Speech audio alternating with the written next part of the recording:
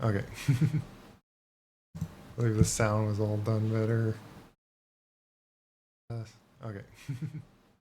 I believe the sound. Pause that.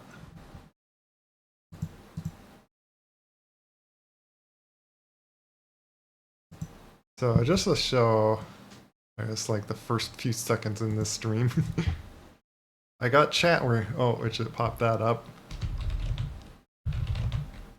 See? I found how to simply do it, and it was a lot easier than I thought it would be.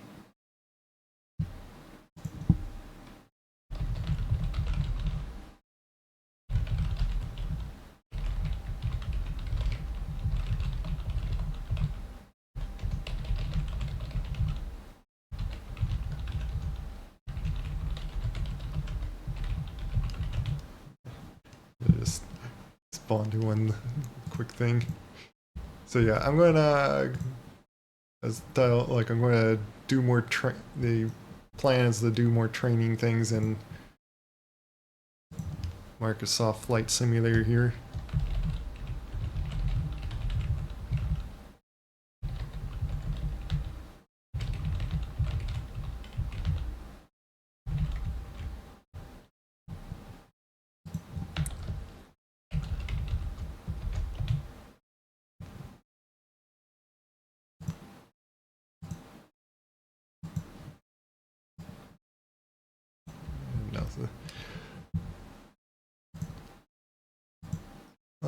Sometimes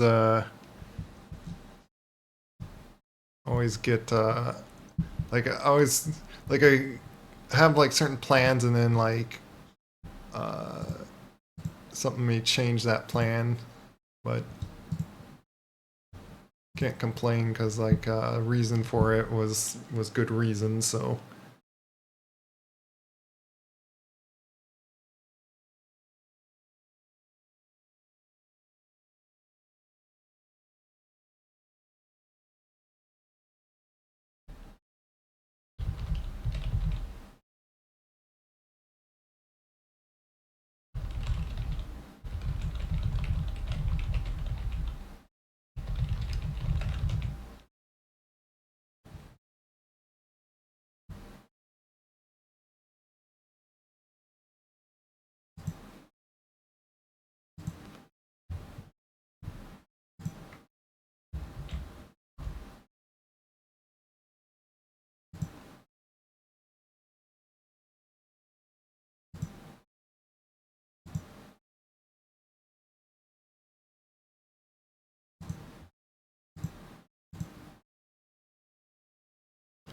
and I hate Marvel dude.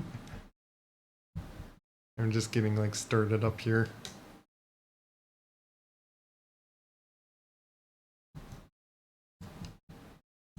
Uh,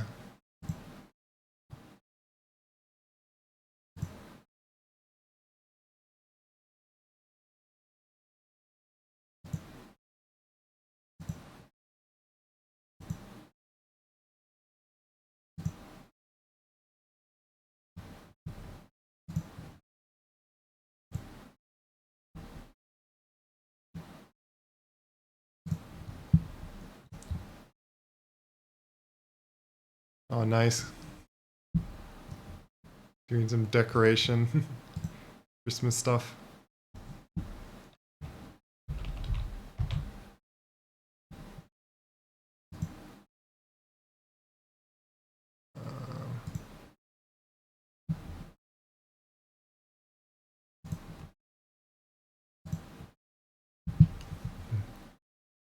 Yeah, like I was saying earlier, I was I was planning to get on this like hours ago, but there was something else that came up, which again was all fine and was actually kind of more important anyway. Oh, I need to bring up my Steam. Nice. I don't think we're gonna bother with setting up any Christmas stuff, but doesn't mean you can't celebrate it.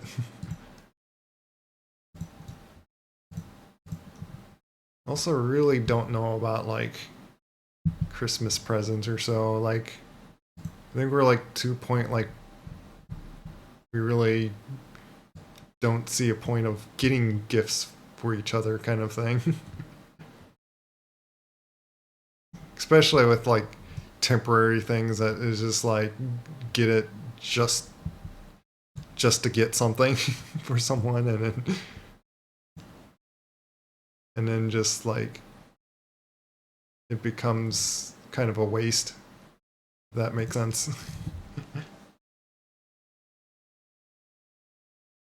Like it, like when you're kids, it's like was like much easier to like. I think it's like easy to know what to get like kids, because like you get a toy or so, and it's like.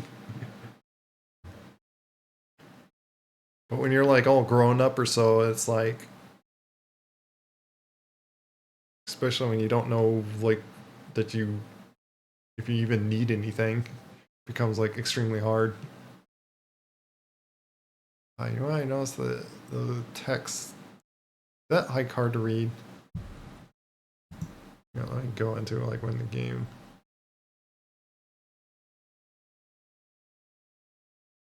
Well, of course it's easy to read now with the black background like that. But I wonder if I need to make the like box things like more easier to read.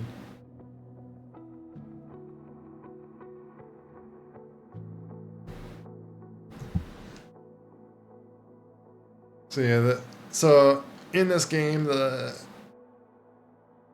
I want to just finish off the rest of the training things, because yeah, we can see about how what's going to be like flying a glider is the next ones. Just and it shouldn't be so like it shouldn't be like super long to just get through those. The rest of them, like I'd imagine I can like get through those last ones, unless I keep repeating on them and stuff. Well, like in the career mode, I did technically start my own business, or at least what it's called, a company. However, haven't done much with it. Like I only done one mission with it, and then sadly I did it like off stream, so can't really see what my first mission was. But so hopefully I could do like another one with it. But I want to just jump right to this and just finish these things, so don't need to worry that if anything ever comes up with that, like in missions or so, or certifications or whatnot. Oh, happy birthday, Nikki. Also, hi, Nikki. As you guys see, I got chat on the stream now. It actually wasn't. It only took like probably 5 minutes of that. Like there was like something else that distracted me for like a few hours, which and it's funny enough that it was like right when I was like about to like start streaming everything, like had it all ready, and it was like I was going to start, and it's like, oh well, I guess I'll get engaged on something else here. But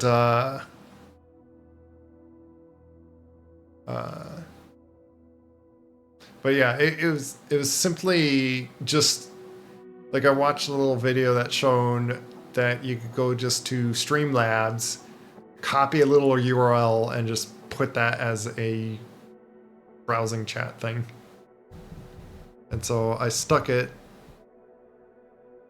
So one is the chat box, and then if someone follows and stuff, there's an alert that will appear, should appear, but we'll see.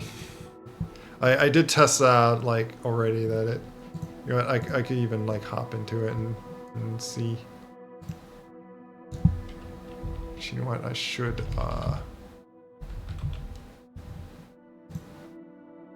Do I not have this site?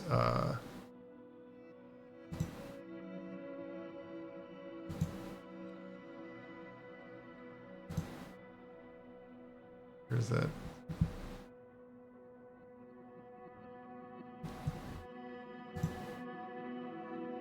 Let me favorite this.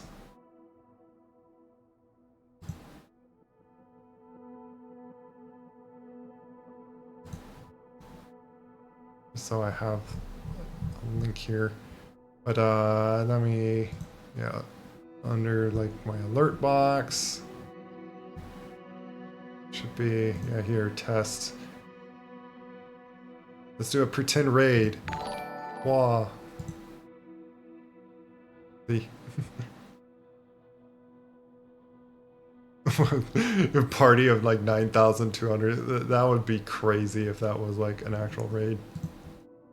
But yeah, that was the test. That shows that it just works. Oh, you have to go back to work on your birthday? It's unfortunate. But hopefully you have a good birthday work. Maybe they give you all cupcakes and stuff at work. Here's the follow test. There you go.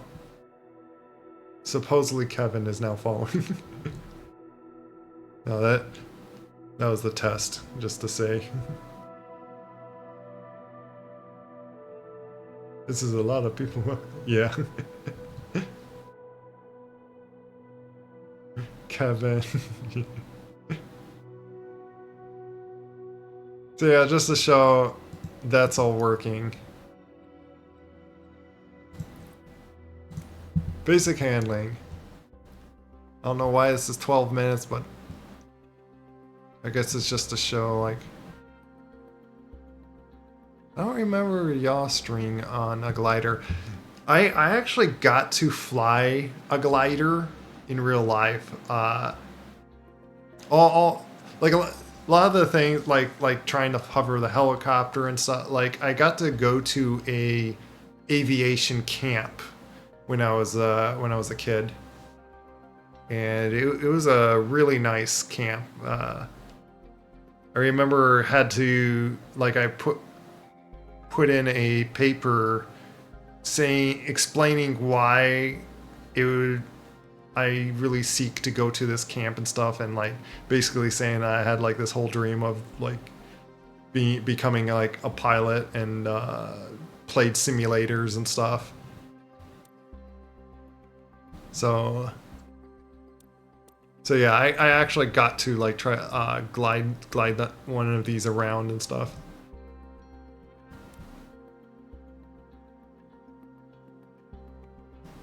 Okay, no problem.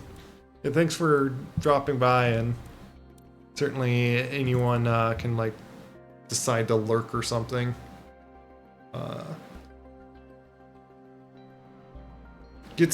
Can get like lonely if like nothing happens in chat, but I try to not like take that fun away from just playing the game then.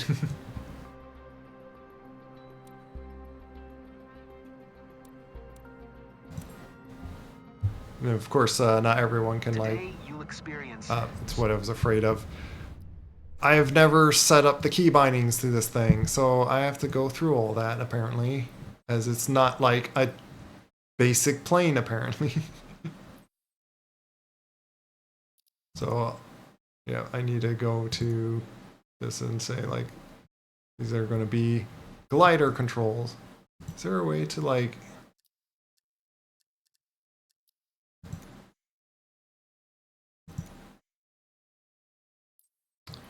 I don't know if you can copy controls from.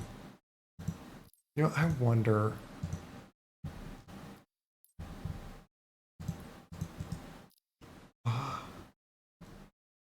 Is there a way to just like copy paste? Do I have to go through all the... Oh my goodness. Why?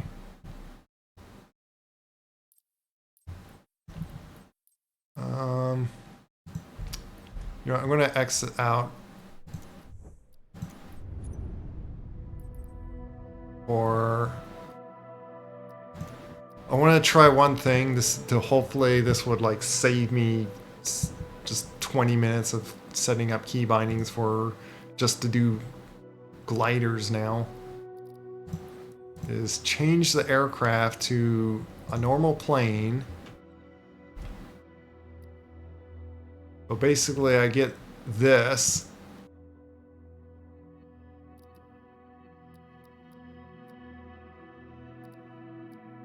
Wait, there is already clear applied. I don't know. I guess I gotta just deal with it anyway.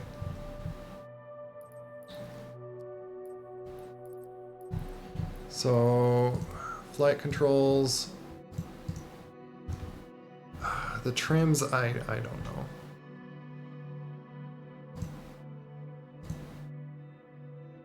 It's very hard to tell what specific trim that it...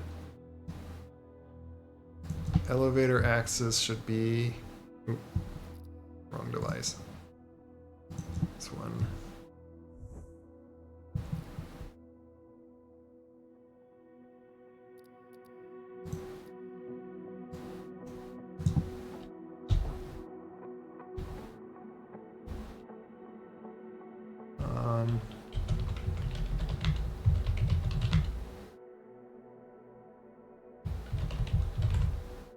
Guess I'll have to call it that.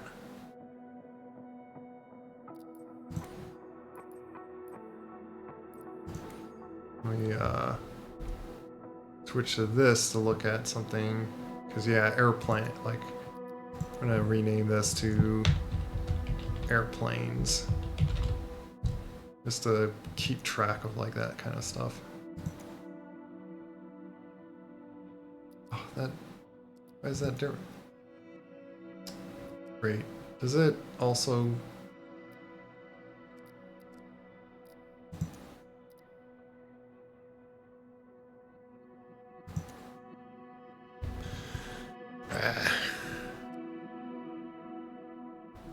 May have to shout it. Oh, thanks.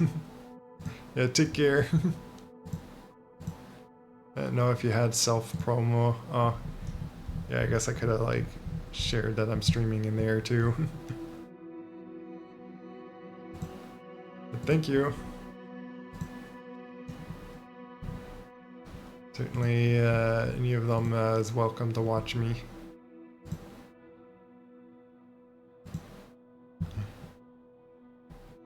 There's been a discussion, by the way, on... Oh, that reminds me of something, a short little, I guess what you'd call like religion thing.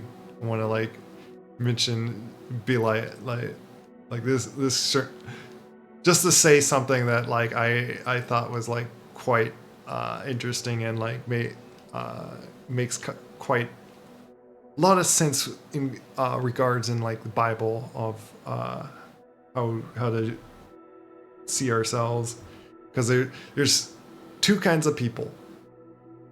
There are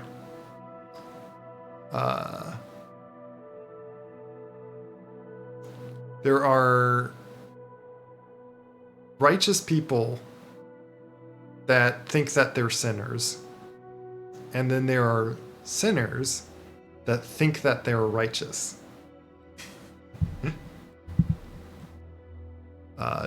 Depending on which side you're on that, really goes into on how deeply do you look at your own heart and your place with to God.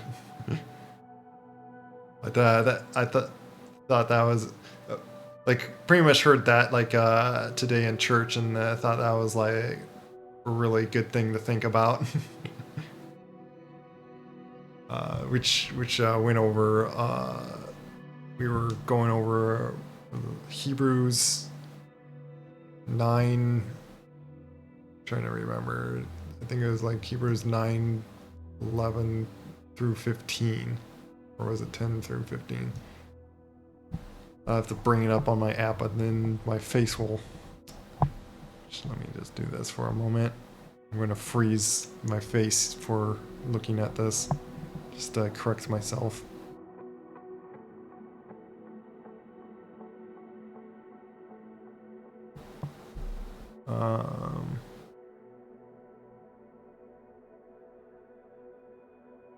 Yeah, Hebrews 9:11 through 15. That's what we went over. I just wanted to make sure.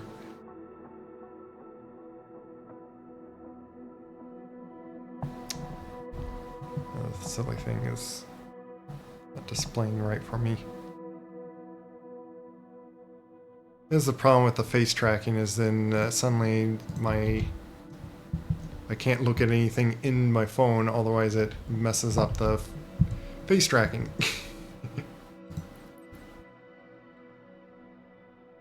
Destroyers, hello. Let's get to this. I apparently have to set up controls for gliders now.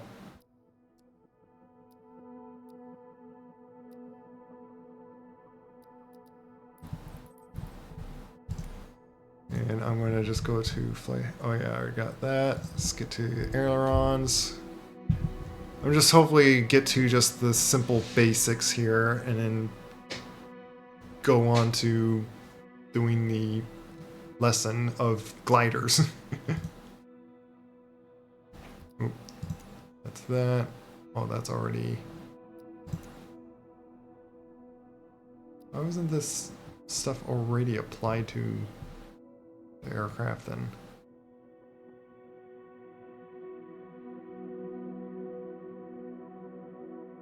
That's the. What about.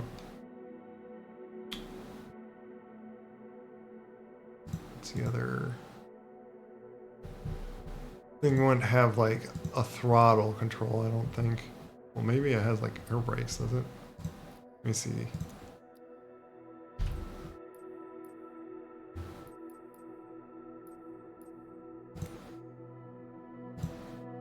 Is there a throttle for... Maybe there is a throttle for them. See, why is it... It has all the key bindings of just an aircraft. It's like, why... Well, why can't I then just copy... I don't get this.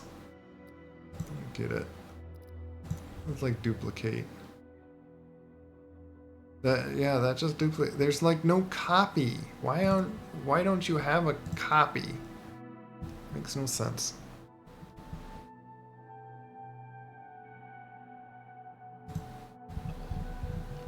I don't know, put you on something here. Throttle axis. Which makes no sense on...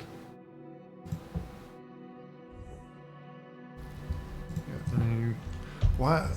Is there like... Do I have to have a left and right now also on this?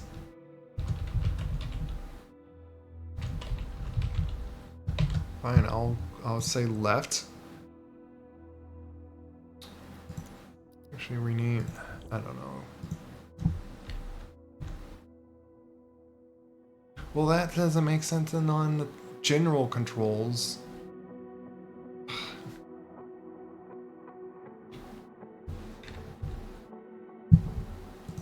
I'll go with that and then just rename this one as R. Just so I can distinguish right and left if I ever need to. I don't like that it's being that way.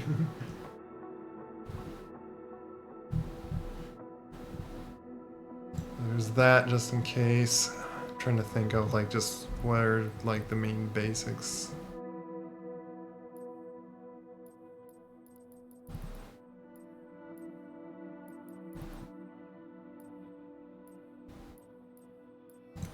Your brakes that I need to worry about.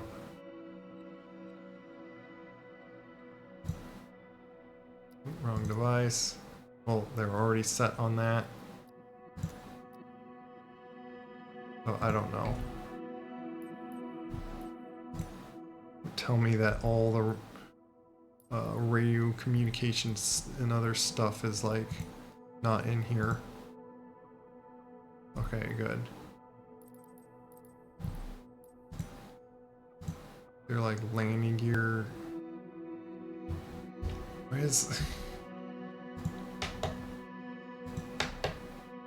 why is everything just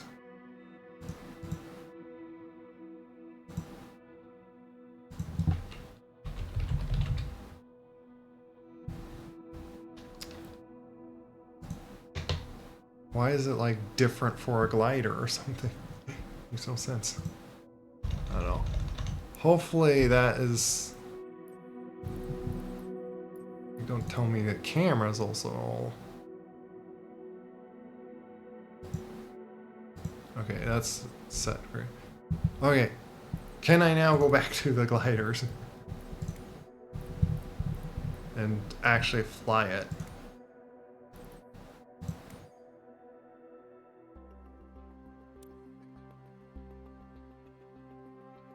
Yeah, like what's this thing before? Oh yeah, I should have like looked in the. I probably need to set all the trim stuff.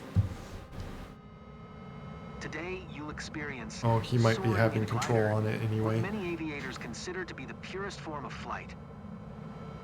Unlike powered aircraft, a glider pilot must adjust altitude to control airspeed. To increase airspeed, push the control stick forward.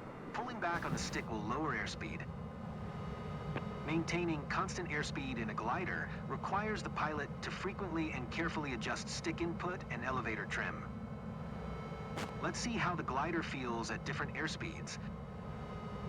With gliders, expect a delay of 1 to 2 seconds from control input to change in speed. Let's increase airspeed to 167 kilometers per hour. Gently push the stick forward to pitch the nose down as you observe the airspeed indicator.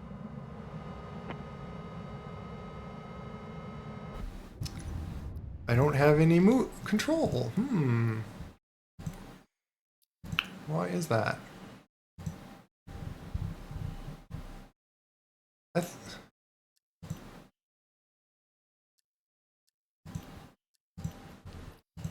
a minute.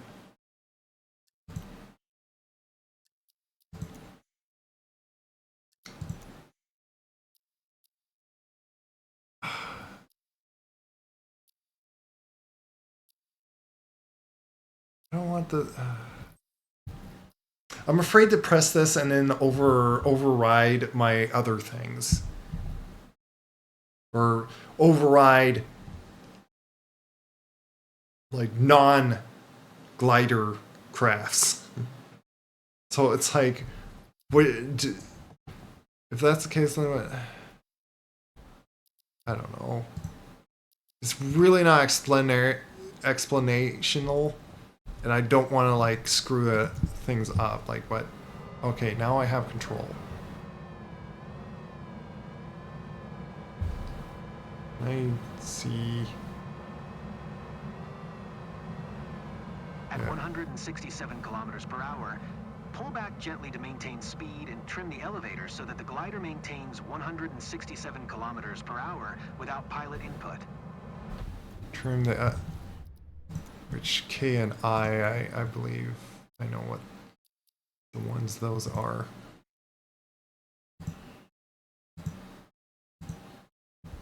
Which is, well, I could just go to this and then like it's these two. So trim up, pull down on that, trim that way. Do trim elevator or aileron trim left. Oops. Trim right. Might have the button set trims even though much as I try to have them set some trim, they don't do anything. I don't know if it's because like maybe it's because I have both these like set at the same time, which that would become really annoying to like have it so they're set like. And also I do trim for rudders as well, but I've never seen it. Oh, hey, Kurt. And there you go. Proven my simple. I got the rating alert to just show up at least. Hey, Kurt. How was VR chat? I saw you were on there a little bit. And do appreciate that you seem to like reading me.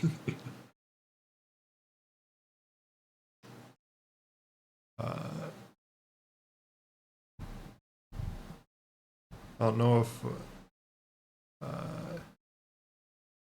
it's hard to think of like what else to say on that.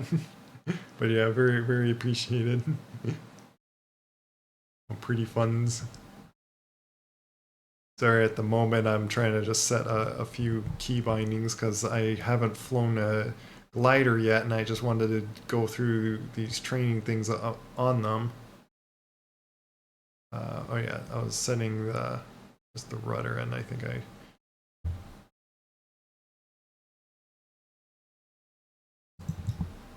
Just in case if that does anything. Otherwise, there's nothing of like reset.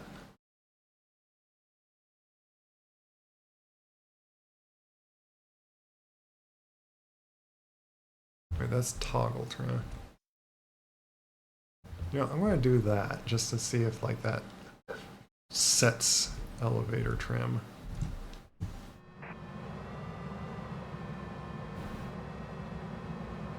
Nope, set doesn't seem to do anything, so.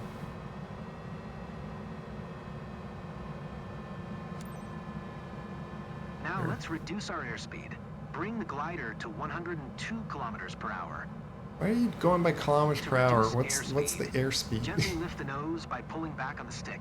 You need less input compared to pushing the stick forward. I have to stare very closely to that because there's no way I'm gonna.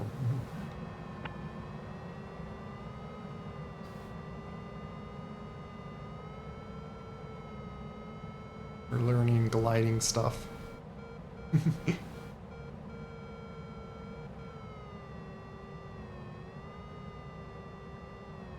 Oh wait, a little slower. Once at 102 kilometers per hour, maintain that airspeed at first by stick input and then adjust trim so no input is necessary.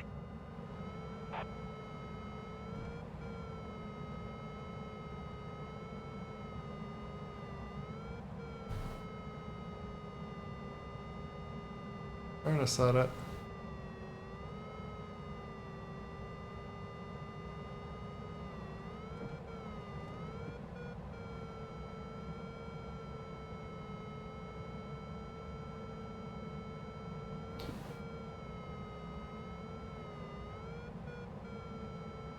Making weird noises. Are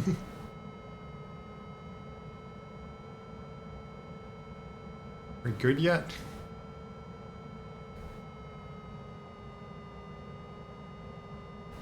Yeah, this is in the way to like look at. Do I not have a horizon thing? Why do I not have a horizon thing?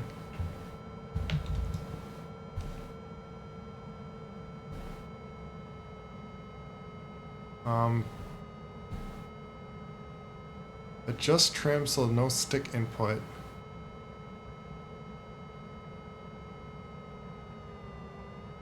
I have the 100% trim back and I'm still like going down. What is this?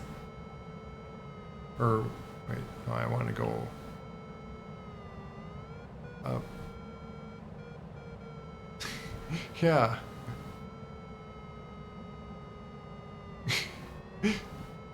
What do you want from me? This is... Oh, goodness, this is stupid.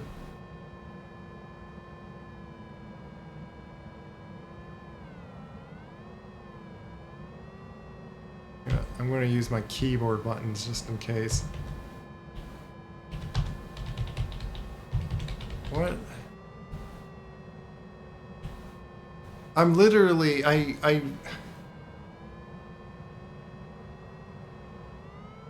can't set it to where I'm not like having to pull the stick back. I'm having to pull the stick back with trim completely fully down to pull my nose up. And I'm still having to pull back to keep my nose up. I don't know what more it wants from me. I think I'm like in a spot that is like dragging me down. Like it's yet another one of those things that it's bugged out where I didn't hit their condition, and so you'll experience soaring in a glider. I was potential. I was in a circle, not ever getting out. I don't think of the word for it. To increase airspeed, push the control stick. You know, Mac ready? Back on the stick will lower airspeed. I don't know what do you mean, Mac ready? In a glider requires the pilot to frequently and carefully adjust stick input and elevator trim. Let's see how the glider feels at different airspeeds. With gliders, expect a delay of 1 to 2 seconds from control input to change in speed. Let's increase airspeed to 167 kilometers per hour. Gently push the stick forward to pitch the nose down as you observe the airspeed indicator. Okay.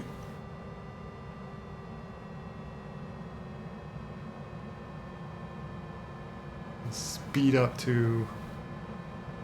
At 167 kilometers per hour, pull back gently to maintain speed and trim the elevator so that the glider maintains 167 kilometers per hour without pilot input. I'm doing here. There we go. Now let's reduce our airspeed. Bring the glider to 102 kilometers per hour. To reduce airspeed, gently lift the nose by pulling back on the stick. You need less input compared to pushing the stick forward. Bleeding off our airspeed will take a few moments.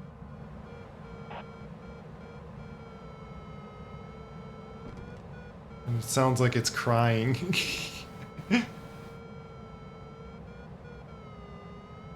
Once at 102 kilometers per hour, maintain that airspeed at first by stick input and then adjust trim so no input is necessary.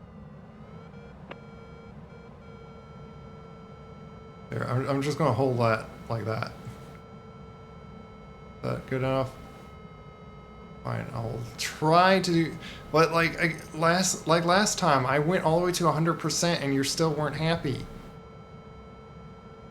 Why are you not happy?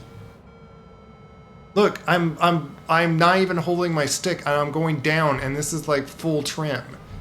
This is impossible.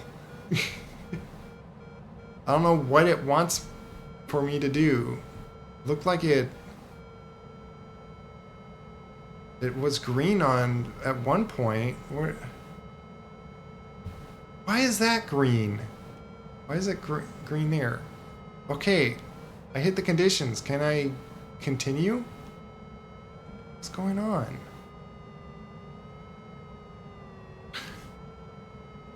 At this rate, I'm not even going to bother with these missions. Yeah, is this yet another mission that's bugged and no one can complete it? Because, yeah, this is dumb. Like, I can't do anything. It's like, hello? I'm doing your conditions.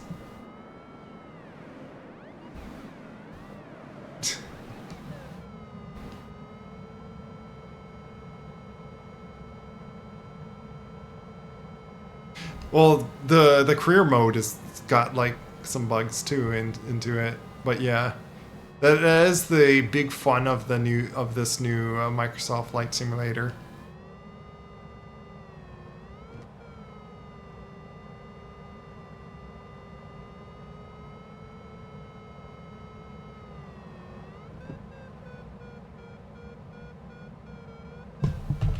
I give up. That's never going to end, and I guess it's just like stuck that way. Maybe we'll just come to it later. But clearly, I'm not being able to do anything about it.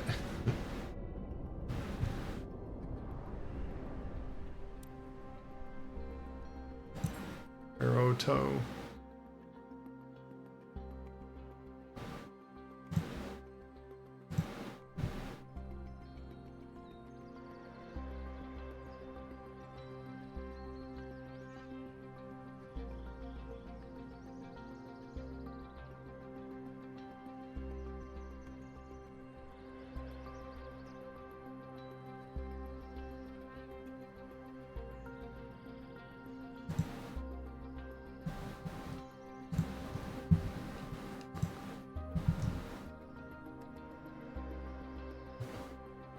Red, I didn't go with gliders for, feel in real life, which has gliders. Nice. Well, like I said earlier, I actually got to glide them for real life. Flying a predetermined circuit. When you're ready to release, signal the tow aircraft by moving your rudder left and right a few times. Well, that's the signal.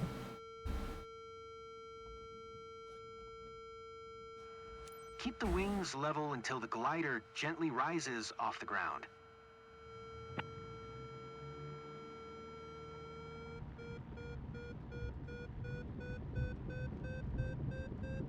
Wings level, which I'm surprised they're even like sitting level when like I'm on like single wheel.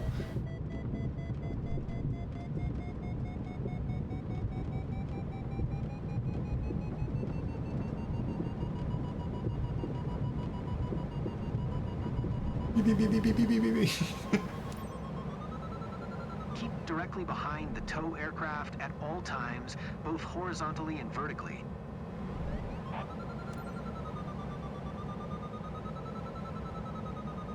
Because you don't want to like pull strain on it.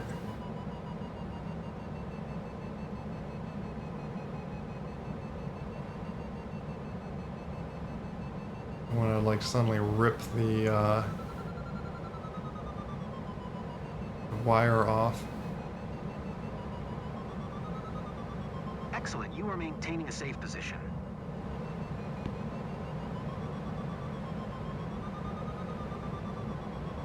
I find it funny with all the beepingness.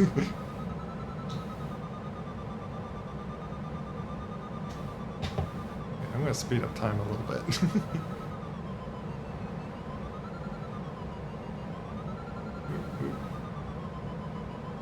a little off.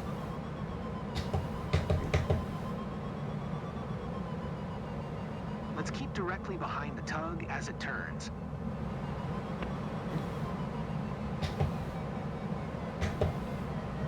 Changing time, I think, is like making it do crazy things like that.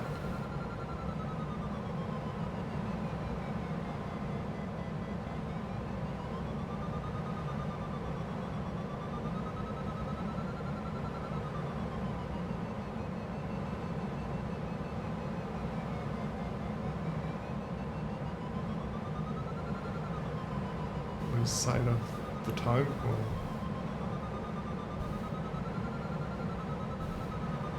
I'm not losing sight of it when it's like going off of from being green. Problem is like it's like one of those things, don't text and drive, or don't read text and drive. it's just as hard like flying. It's even more harder, and real life would be more dangerous. to fly and read text. Because you gotta focus on like so many things happening. Okay, I'm gonna speed up time so I don't have to take so long waiting. I don't know if this is costing some of my points. We're approaching the designated altitude of 3,000 feet. Upon release, tow cable. gently turn to the right as the tow aircraft turns left. Release the cable. Don't forget to release. We haven't paid to go this high. Excellent. Very well done. So just to separate from aircraft. Excellent. Very well done. Excellent. Very well done.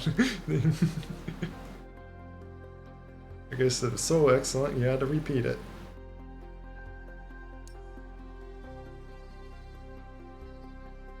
For some reason that was the worst that I did. Everything else was just fine.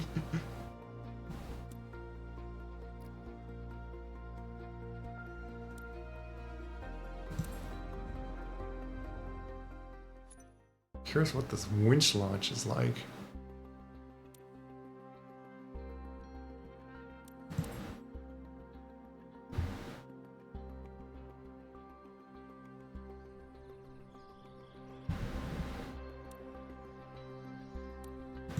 I do have someone behind me. Today we're going to practice using a winch to Can't see launch him. the DG-1001 into the air. Compared to a tow plane launch, a winch will get us airborne much faster, but with a lower release altitude. Once we give the go signal, the winch will rapidly accelerate us. Be sure to keep the wings level until the glider lifts off.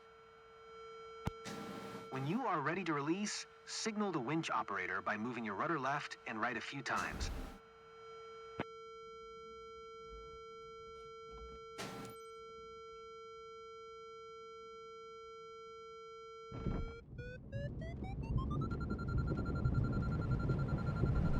Rotate. Ooh. Abort. Abort. And we're done. Abort launch.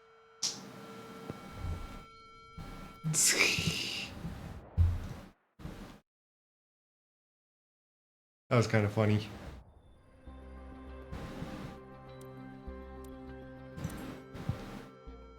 What did I Today do? we're going to practice using a winch to launch the DG-1001 into the air. Compared to a tow plane Basically, launch, a winch will get us airborne much faster, but with this a game lower doesn't release show altitude. show crashes or anything. Once we give the go signal, the winch will rapidly accelerate That us. was always Be my sure to keep the wings level annoyance until the glider lifts in off. a way with the game, but it When makes you are sense ready that to they release, don't signal the bother winch with operator by this moving your rudder left and point right a is few not to times. crash, but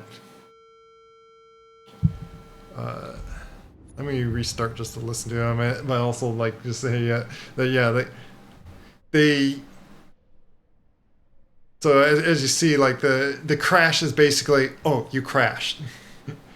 Doesn't show any destructive or anything, like especially as like kid, like I was always like, oh, I wish say like the wings rip off and stuff, and because like I had fun like on a Red Baron plane. I don't know if anyone remembers the game, like some old classic PC game. I don't know if it's classic, but like an old PC game called like Red Baron. And you could like, you were able to rip off the wings and stuff of those planes by like wind stress or so. And when I played then the first like Microsoft Flight Simulator, or like the old one as a kid, or one of their very old ones. I don't think it was the first one, but I think I was sad that like, oh, you can't rip the wings off. Like, I want to see destruction. And then that's where I got really interested with DCS. When you go all the way much further on, after tried the very last Microsoft Flight Simulator, then learned about DCS, and I was like, finally, simulator that simulates your plane crashing. But yeah, they the point, they just simply just like, it makes sense that if you don't want to put more calculation, like all this like extra calculation and stuff into the vehicle falling apart and crashing, or an explosions, or though this of course won't explode at all. Yeah, different markets. Still, though, thinking about it, there's still a reason that you'd want to simulate wings ripping off, though. Like, what if you want to like have a scenario that you try like landing or do an emergency kind of thing of how do you survive in such a situation? Like,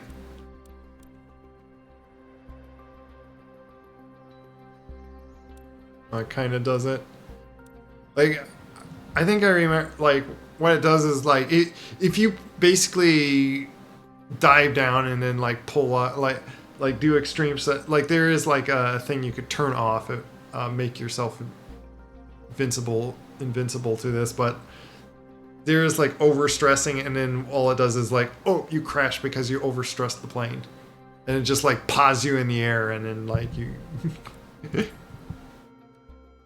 I want to hear what he says here. Using a winch to launch the DG-1000 and one into the air. Compared to a tow-plane launch, a winch will get us airborne much faster, but with a lower release altitude. Lower release altitude. Once we give the go signal, the winch will rapidly accelerate us. Be sure to keep the wings level until the glider lifts off. When you are ready to release, signal the winch operator by moving your rudder left and right a few times. Yeah, but what do you do afterward? So it doesn't explain then what do you do when you're like up in the air, really? Okay. Does maintain safe speed.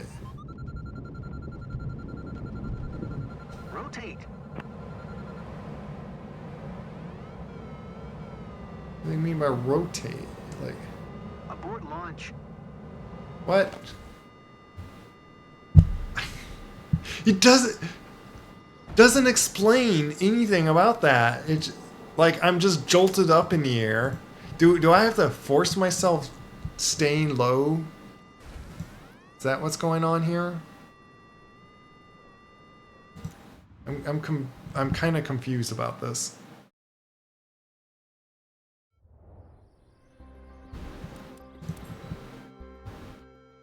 Today we're going to practice using a winch to launch the DG-1000 and one into the air.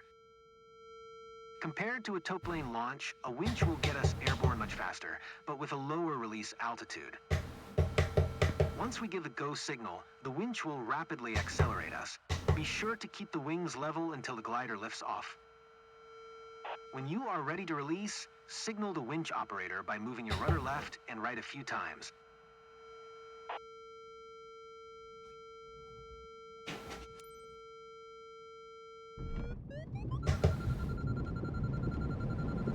Rotate. What does he mean by rotate? Oh my goodness. Makes no sense. Abort launch.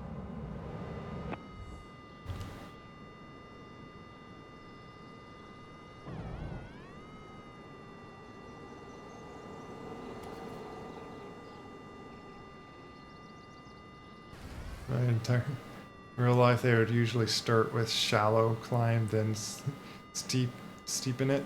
Yeah, like I really don't understand what you're supposed to do here. They're not explaining it to me. What am I getting wrong? And I don't. I'm not liking that I keep having to like listen to a whole dialogue and then I get to try it. Yeah, I can't say like launch me now. Once we give the go signal, the winch will rapidly accelerate. Yeah, do I have to hold myself down? Like, and why is he saying rotate? When you are ready to Rotate release, up signal the winch or operator by moving your right, left, or and keep right a few rotating times. down? Like, what do you mean by rotate? Okay. You know what? I'm going to try this. I'm going to hold down. Maybe.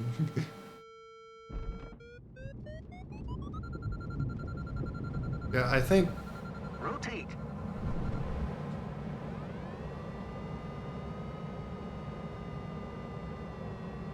Abort launch. I give up. This is stupid. I don't know what difference I can do to make it do different. I was trying like different things and nothing was working there. I have no idea what it wants from me. Does it want me to pull completely back, like really hard upward on it? Is that what it wants on me?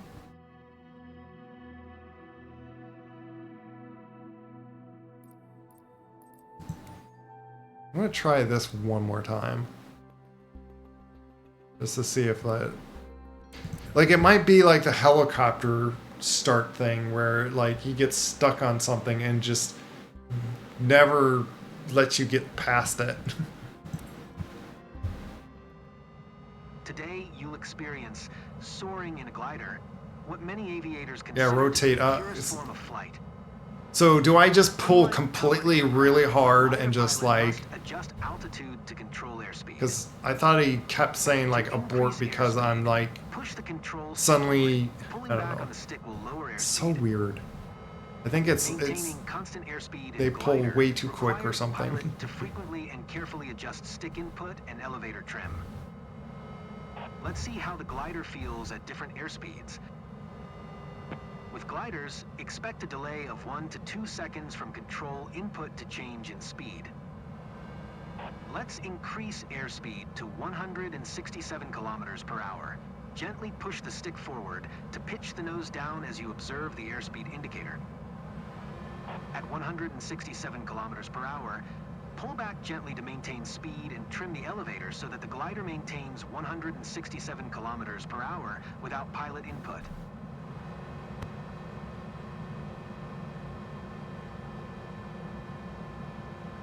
It's like, okay.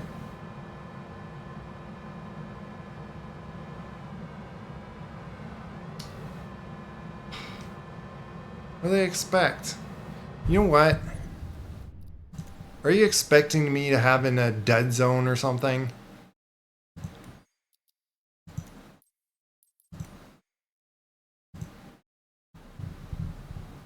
Like, are you that picky?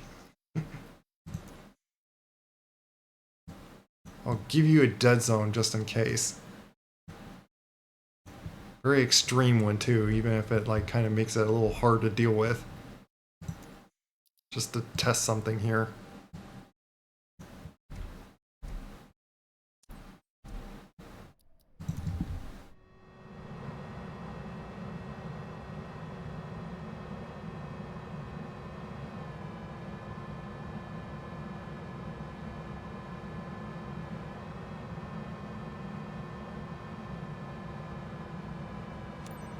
Now let's reduce our airspeed. Bring the glider to 102 kilometers per hour. To reduce airspeed, gently lift the nose by pulling back on the stick. You need less input compared to pushing the stick forward. Bleeding off our airspeed will take a few moments. I wonder I'm doing it just with the trim.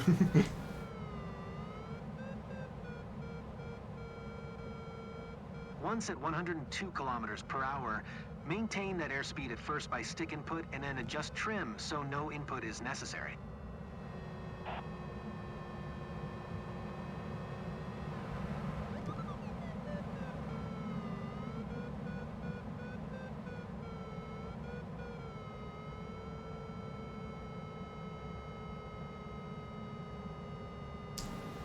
It goes green for at times, but I wonder if it's because like it's expecting me to like be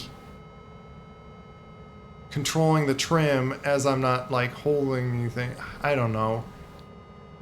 Their programming is not very tolerable, apparently.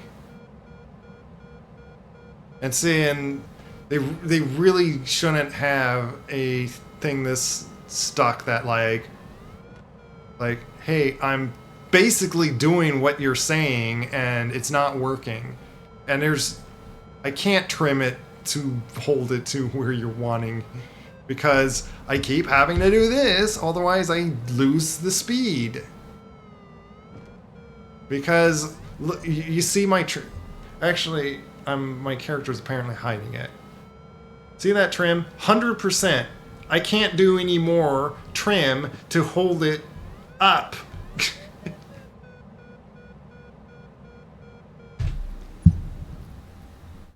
I give up on these. Like,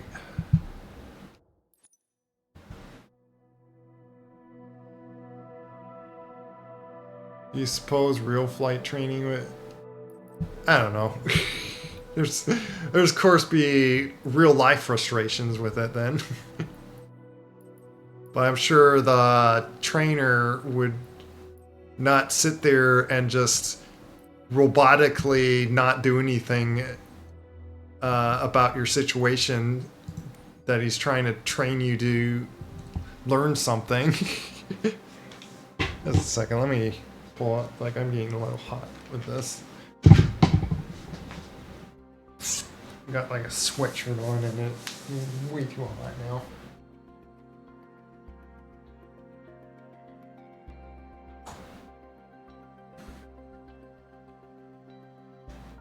But hi, Black Spots.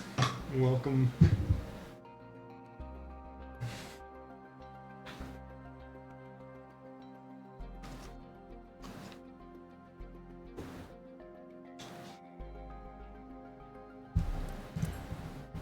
I got an idea to try this, but if not, then it's like I don't want it. I was wanting to just get through them, just to like basically complete them all, but like at the first one I can't even complete. It's so silly.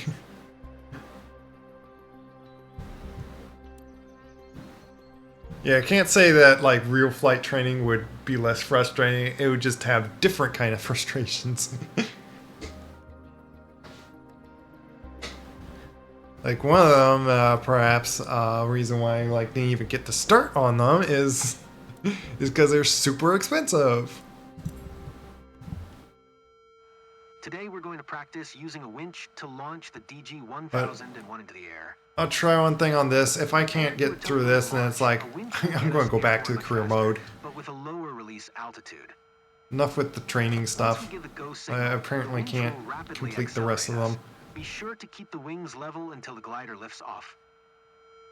When you are ready to release, signal the winch operator by moving your rudder left and right a few times. Try full aft. So like pulling it completely back. Is this what you're supposed to do? Is once I get like airborne, just pull tight on it?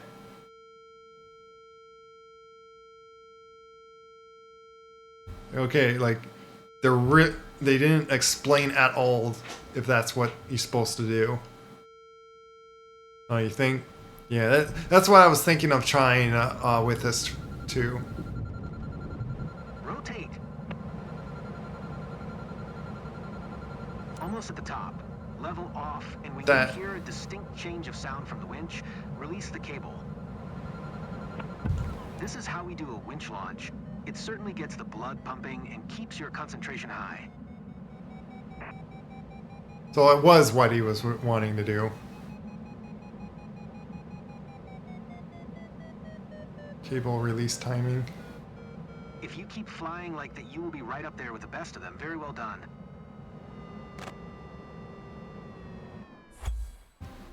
Well, there you go. So apparently what I was doing wrong that they never explained is...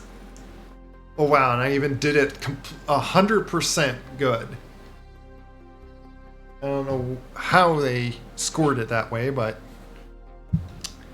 Come on, Fair.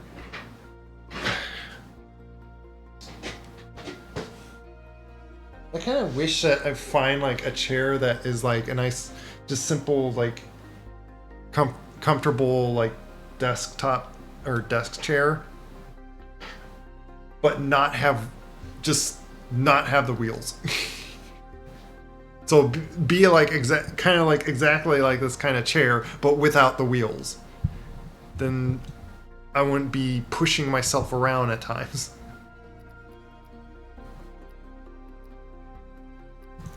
Yeah, like points deducted for dropping below or going above the.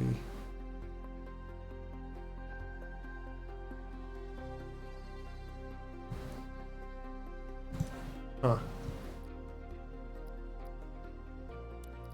So I at least got through that, but like, I don't know. I'm now kind of like.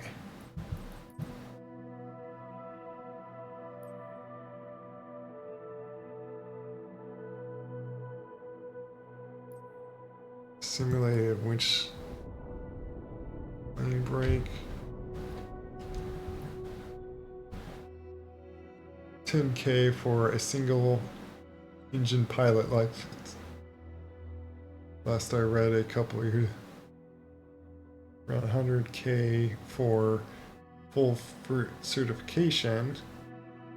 Costs close to 100,000 to get fully certified for passenger jet pilots.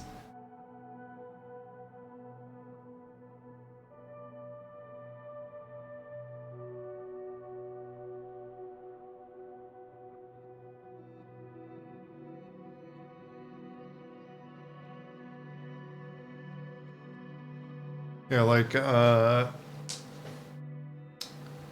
as I remember, there's a certain amount of training hours you got to do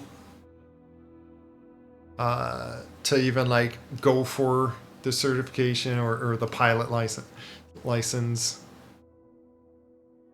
like all that sorts of stuff.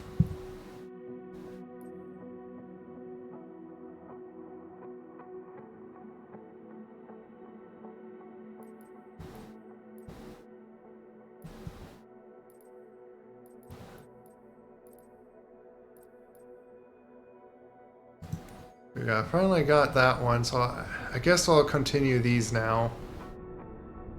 But I don't know. We're then like stuck with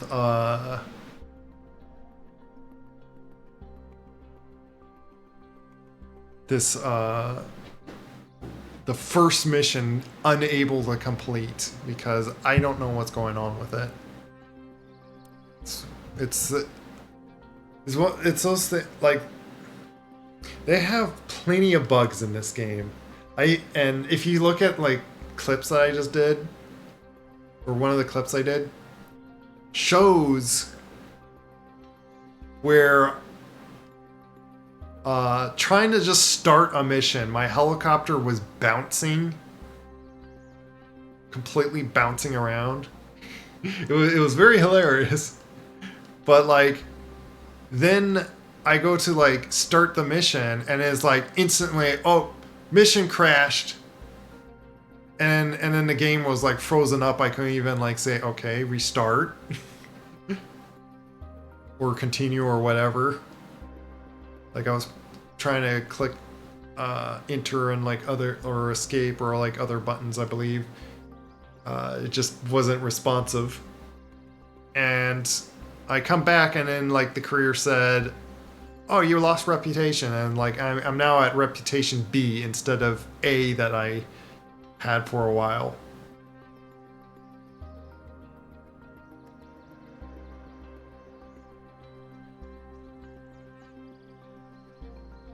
Oh yeah. Yeah, I was curious on like getting through that. Like I don't think I got through all the training ones in that one. Keep the wings level. Sorry. I want to say things and then like I miss just what he says because like I was saying something.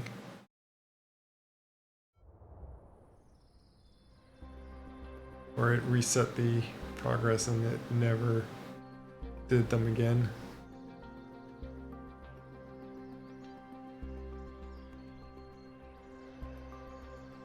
Yeah. Yeah, I'm doing the training ones on it. I didn't get through the training ones like in the other one, simply because I didn't see much point, or like I just lost interest with it for some reason. Well, mainly because DCS was more fun. You get to blow things up, and there's no really goal in the other one. And that's why this one becomes a lot more interesting, because you got missions to do. You get to do missions, and like you get to like build up a company and like goals to do. And I want to do like helicopter things with it, and that's what I did quite a bit already. And I wanted to get through these missions, so then the thing, at least with like say, oh, you've done all the training already for it.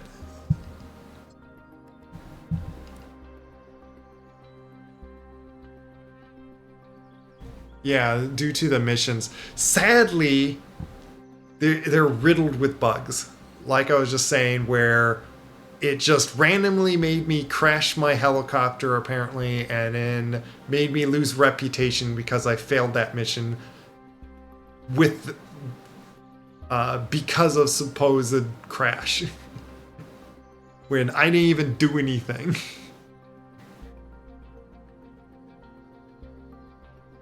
Doesn't have all the fancy edition aircraft yet. I'm sure they didn't like. I imagine they're like going to like try to get like that. They probably got like all the other stuff just to make sure it like is worked out. Especially like all the simulation mechanics, it would be a major disaster that if you threw all your aircrafts in and then like the whole engine doesn't work quite right. But I imagine they didn't like leave them like if they already have the engine like established and all that, I don't think it would be too difficult to just transfer all the aircrafts from the other one into this new one.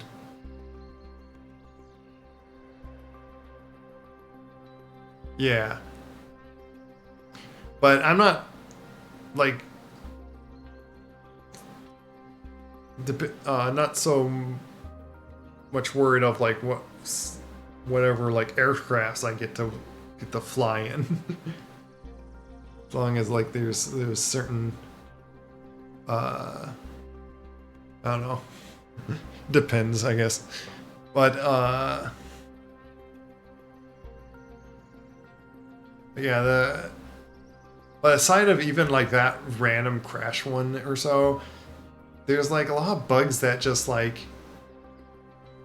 you lose you get like punished for or like scored down on your mission because you didn't radio this or that because the game just didn't allow you to, or it bugged out and you couldn't radio. And so it's just weird things like that are like on like in a lot of the missions that are like messes up, and it thinks you did something wrong when you're following the rules best that you possibly can in the game, and it's like broken. It's hard to explain like without just like showing something happening and just like, oh, you didn't do the runway properly, you didn't like taxi to the proper thing, and kind of ordeal. And a big one that I'm really like annoyed at the moment, that I want to do more helicopter like search and rescue stuff, but the two missions I like now I'm left with one unless it like another one comes back again or I find it, but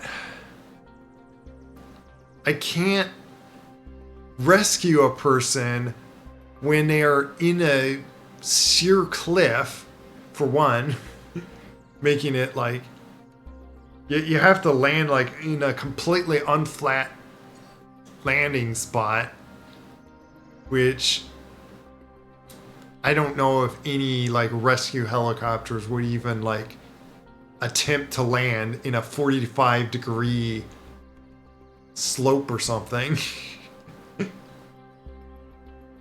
like imagine a giant like hill, and like within like the whole mile is just like angled ground, like just no landing kind of spot.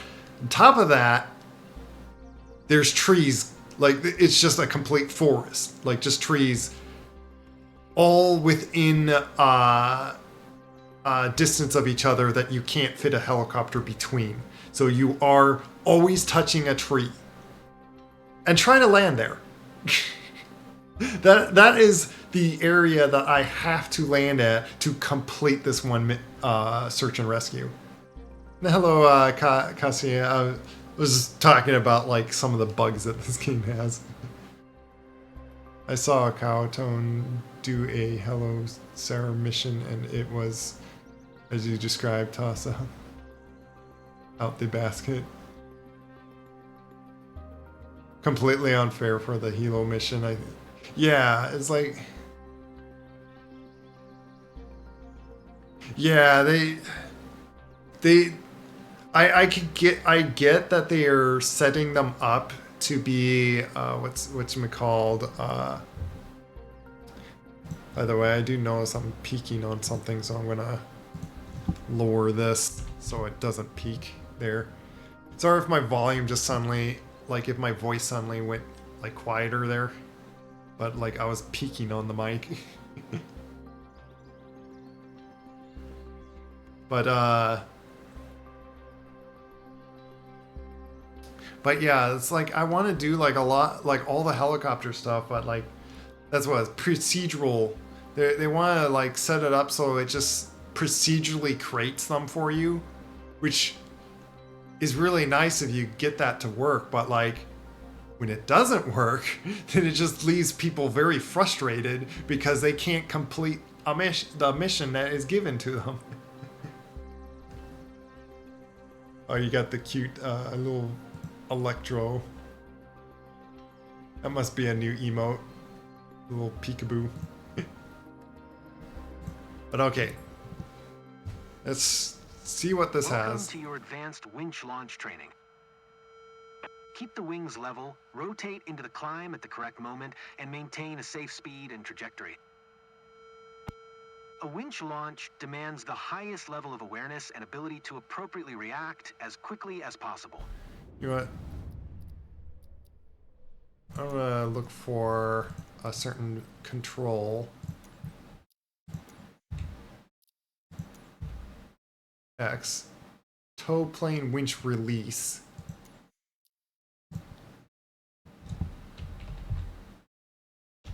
What was it? Tow. Yeah, plane winch release. I want to.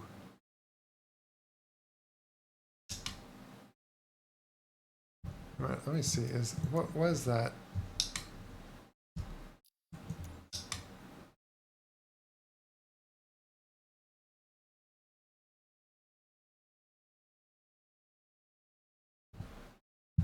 I'll do that because that would make sense for a glider.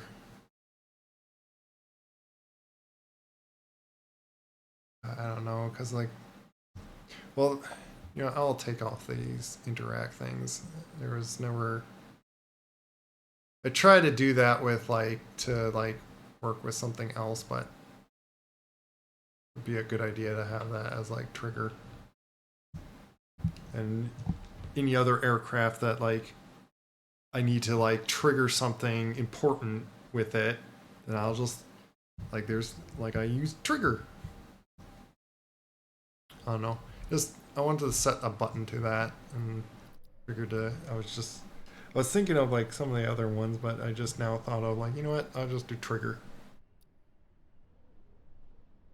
The new sim seems poised to be really good. They just need, yeah.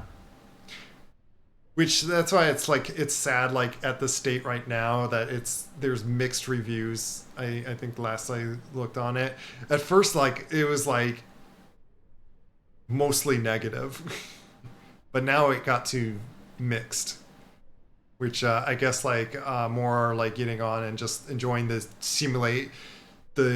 simulator in general, because which for what it is, the game is still really well put together. On all the airports exist basically in the game, like they have the whole world basically that like stream on the game, and that's why I heard that they did it is you now like download the game as you like play it basically. So it's like not sitting on your hard drive, which I could see that some like how some won't like that, on where you need the internet to play the game. Like you need to be like connected. But it's basically Google Maps aircraft simulator put together. Do they still have Kaya Tech? I don't know what that is.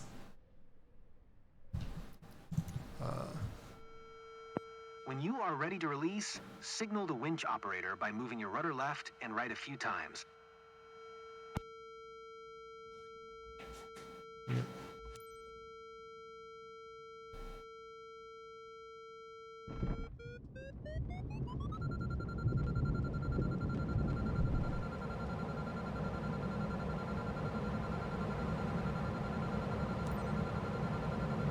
Cable brake. Excellent, you handled that perfectly. We are too high to land ahead. Turn back and fly alongside the runway. When safe, turn and line up in preparation to land. Even.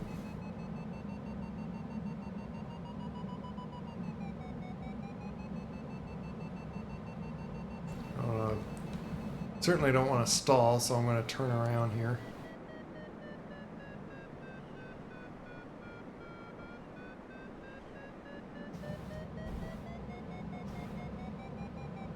Dump water ballast. What?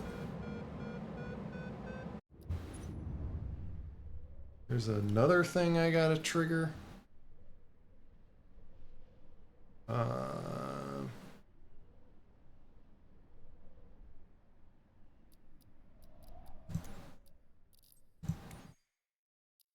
Thing is though, the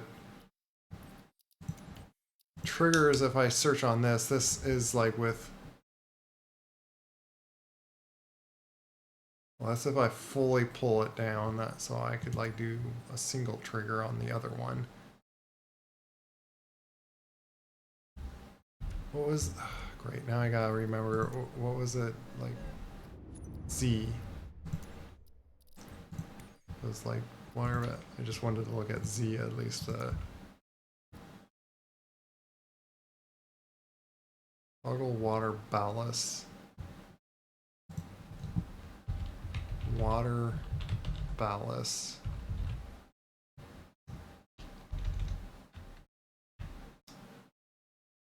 Oh, right there. And I'm thinking of just doing left trigger on that.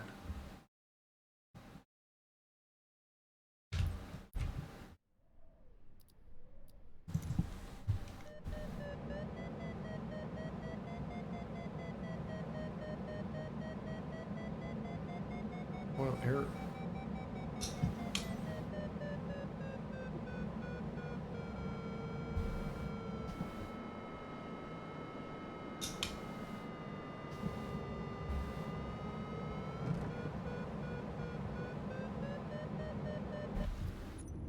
So there's air brakes. I was wondering about that.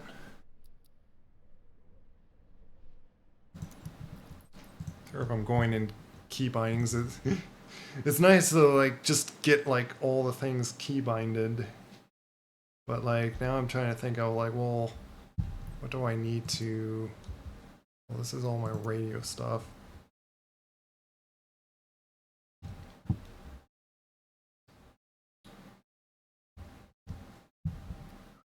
That's the reason why I had this as like, you know what? I might use this because I have something else for like my zooms.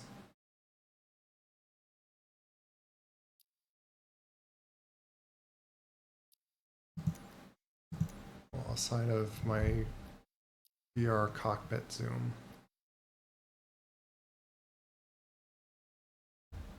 Does this work when you just, okay, that does work for doing just that. And then do that.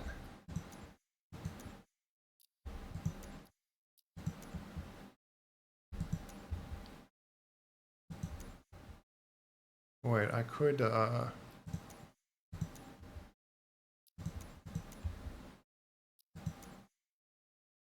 doesn't have flaps, does it? Wait, no, I think it, I think the glider would have flaps. Well, let me see. Do you have flaps? I might need to do flaps just in case on you.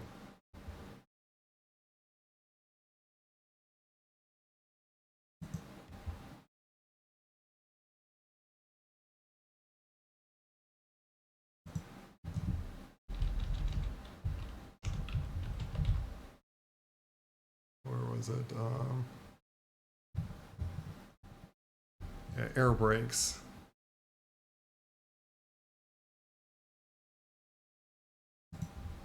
Increase air brakes.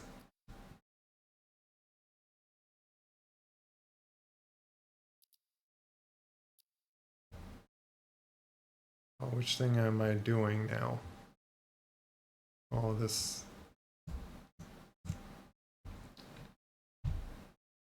Oh, it's for a specific thing. Okay, yeah. I was running it just like. Why do they have to make it so hard? I don't know why. Like, first, I figured to put my name in front of like things, but like at a certain point, like I probably didn't even need to. But it's like whatever. I'm just now doing it just to be consistent with all the saves I've been doing.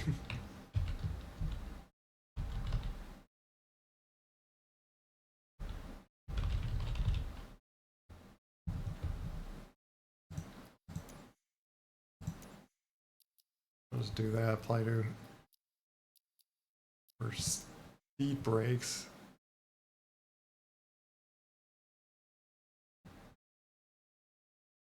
And then increase.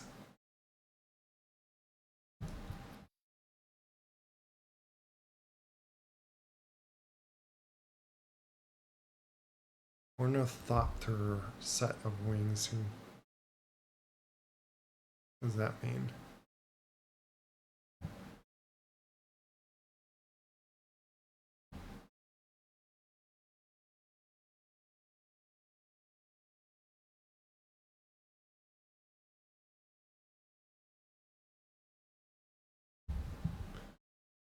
Um,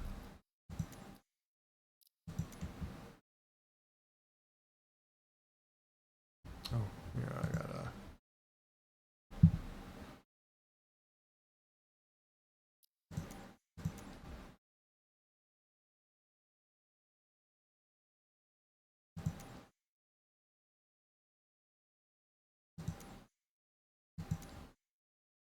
Oh, that might be a problem. Now it's like zoom and unzoom.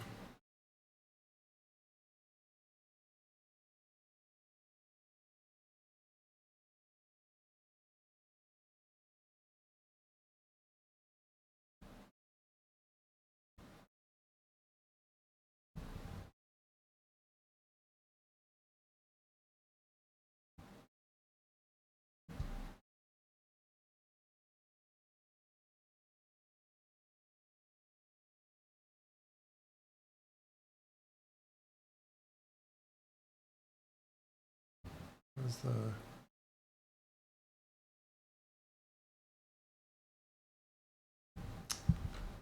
Let me see if I just messed up anything with...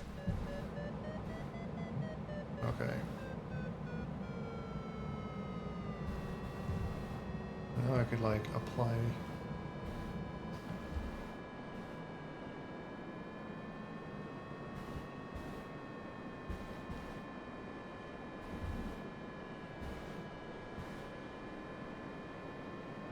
Am I deploying speed brakes?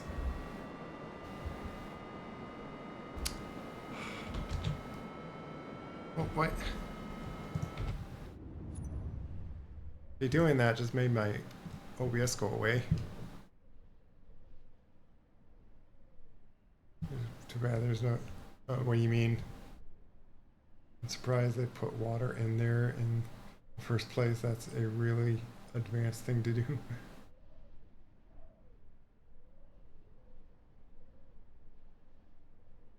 Oh yeah. Yeah, I'm trying to just figure out what I want to set up certain buttons, and it's like I didn't suddenly think I need to like deal with air brakes stuff now.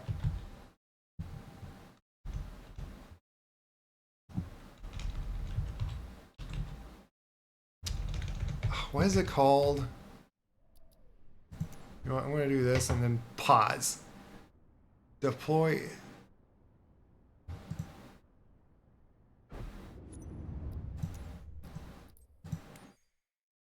Then ain't I doing that right now?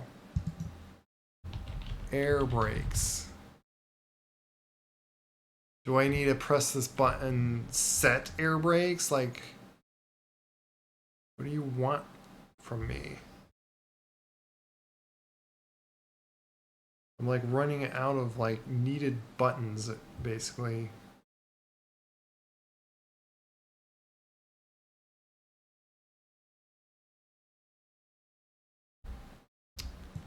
I have to do that, like a button like that.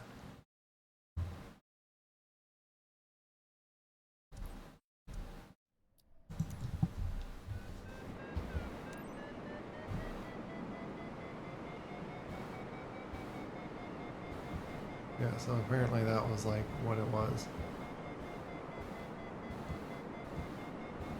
Increase and decrease is just not doing anything.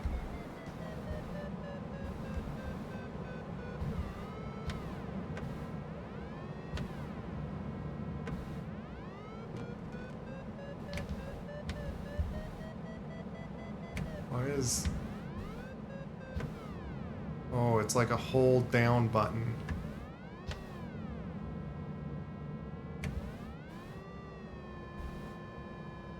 I get it now.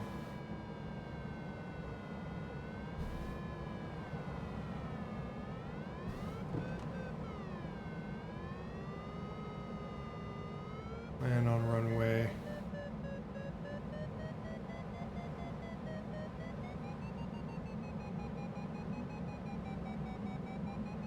I'm just going in a circle just till I go low enough, essentially. Let me actually do like kind of a circle here this way. I'll go away for it a little bit. Oh, come on.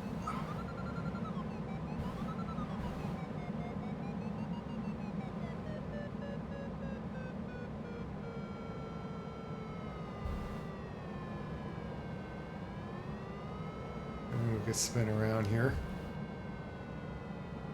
and land on it. Yeah, I was afraid I'll take like quite a bit just to get through some of these.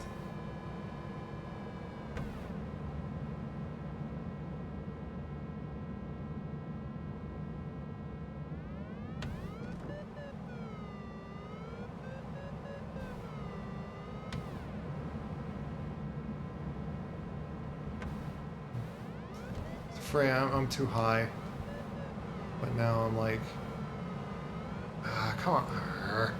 Yeah, I'm too high.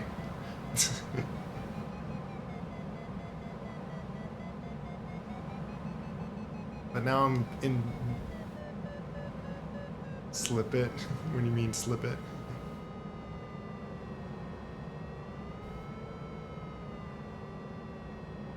You know, it would help if that shows like which direction I'm pointing on the map.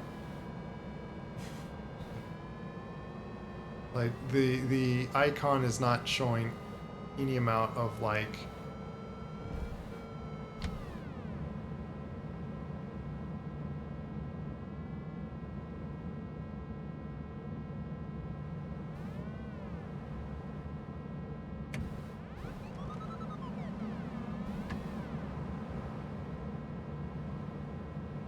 using the air brakes to like trying to like slow myself down and then like and just get down. Okay, now let's glide a little bit and then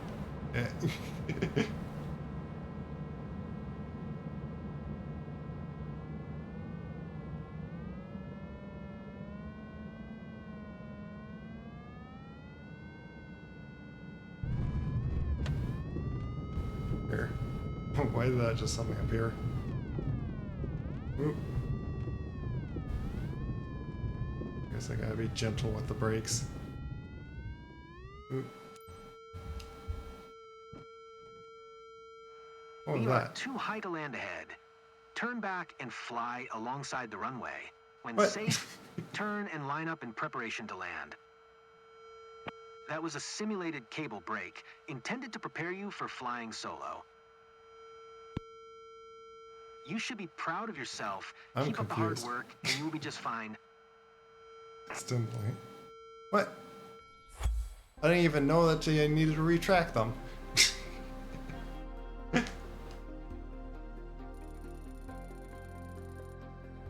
Well, that was like a weird, very weird mess of stuff going on. Didn't I release myself? It didn't, like, the cable didn't even break. Like, what? I don't know. I'm not even sure if I even care to, like, retry it and, like, deal with all the amount of... Like, how much more is there? And, like, how long...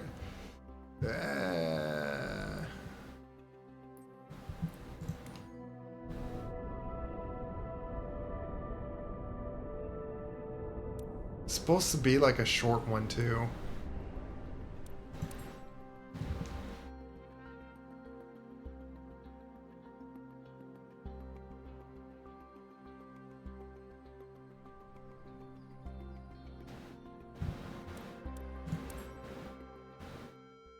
Welcome to your advanced winch launch training. Keep the wings level, rotate into the climb at the correct moment, and maintain a safe speed and trajectory. A winch launch demands the highest level of awareness and ability to appropriately react as quickly as possible. That's a major bug in the When you are ready avionics to right now. release, signal the winch Oh, so operator by moving your rudder it's left probably going and to do right the a few same times. stuff over and over.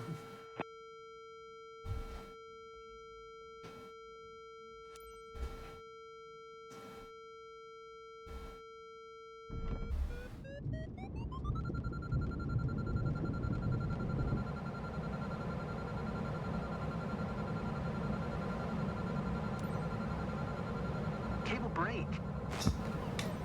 Excellent, you handled that perfectly.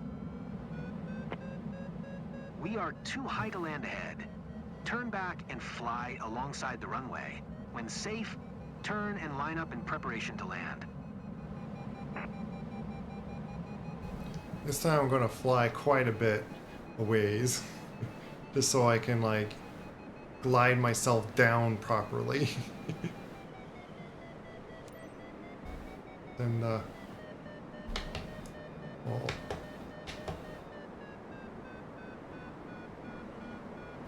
I don't know. Dump that, whatever that is.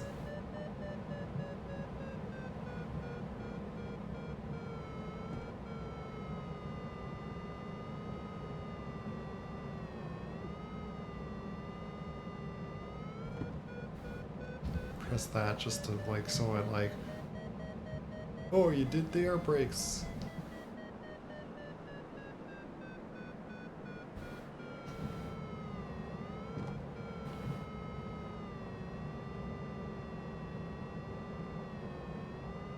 Am I far enough? Alright, let's trim a little back. I don't have to keep pulling back. I don't want to crash into this mountain though. I don't think I'm going to be able to get back over it, so I gotta turn around here.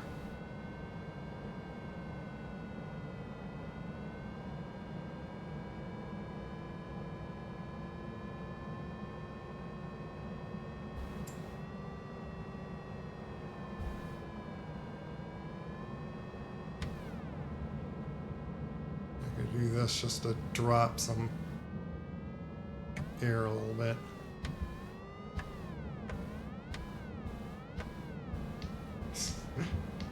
I really don't get like how this works like this, but like, okay. I have to like keep pulsing my air brakes. Instead of, I set them to increase and decrease.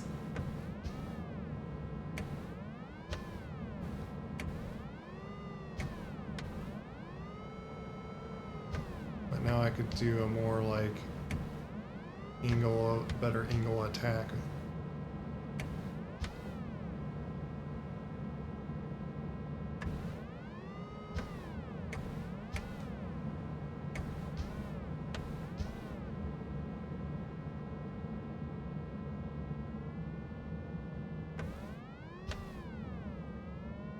Sideways.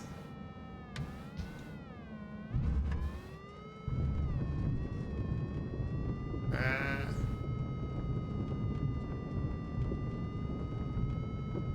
Right, am I going all over the place?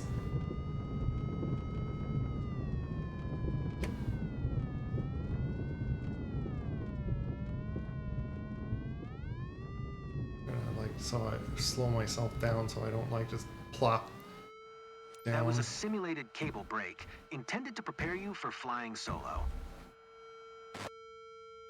If you keep flying like that, you will be right up there with the best of them. Very well done. Okay then. Somehow I bugged out his talking before. Oh, now I just got an A with that. I was just curious on like doing that better on lining up to the runway. But yeah, I didn't know that these would be like so long. Like, should have known.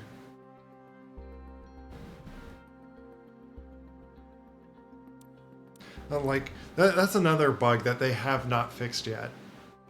The helicopter Airbus, I think like H125 or something. That helicopter does not trim at all.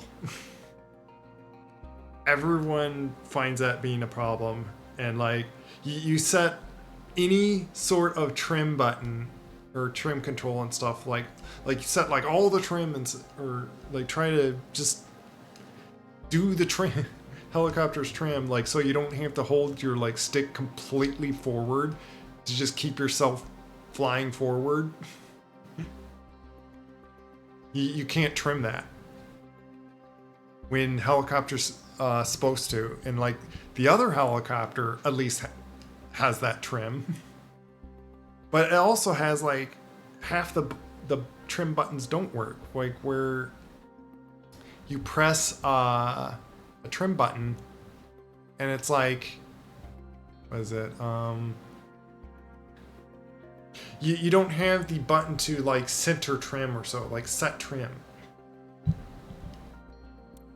It just doesn't work for that. But I think this is going to explain that having like crosswind or something. Why am I seeing like such Pilots matrix sometimes stuff? need to reduce altitude without gaining excessive speed. Slipping is a technique to accomplish this. This technique can even allow a pilot to land a sailplane without air brakes, crucial if they break or freeze during flight. To perform a slip, the pilot holds the nose to one side with rudder input while lowering the opposite wing with ailerons. You may use either side for slipping, but it is easier to control if you apply aileron into the crosswind. We have a left side crosswind. We need to lower the left wing with ailerons while yawing the nose to the right with the rudder. I will advise when to start the slip maneuver during your final approach. For now, fly closer to the runway. Oh, okay. Commence the slip now. Start with right rudder. Now, apply left aileron to keep the glider on track. Now, in addition to slipping, apply full air brakes. The combination will quickly bring us onto our needed glide path. Be aware that the glider will tend to speed up during this maneuver. Use your elevator to maintain approach speed.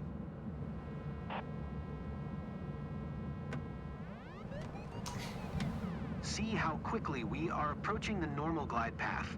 Let's leave the slip now.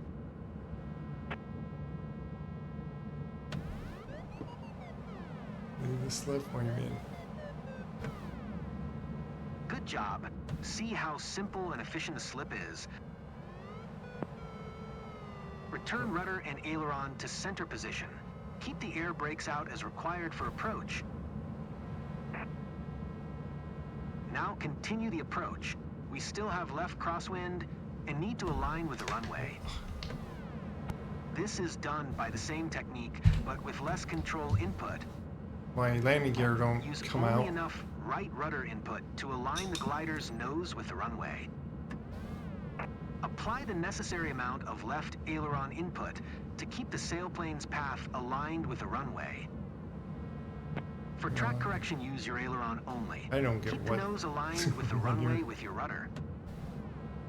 Now it's your task to carry out the crosswind landing in this way.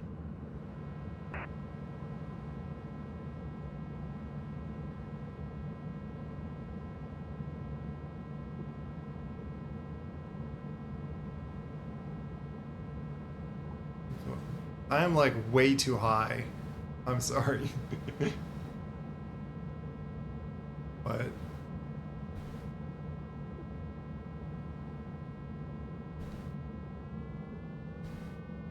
just as long as I, here we go.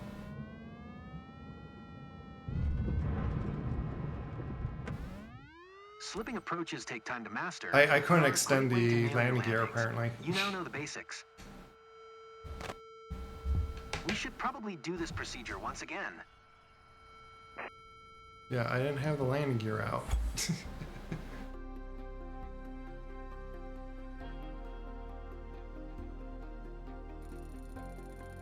Why did they like? Yeah, that's, I don't get what's going on with the air brakes. And I set them, have two buttons, increase and decrease them. Those do nothing. And then the one button set air brake is like, it just pulls the whole thing back and you let go and then like it just goes right back forward.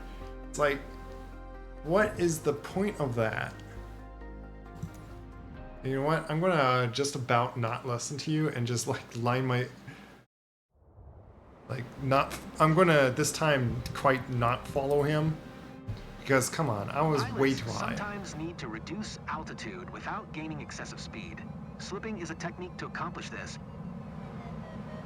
This technique can even allow a pilot to land a sailplane without air brakes, crucial if they break or freeze during flight. That slipping thing just, the pilot holds the nose to one side with rudder input while lowering the opposite wing with ailerons. Maybe I just do it like slightly.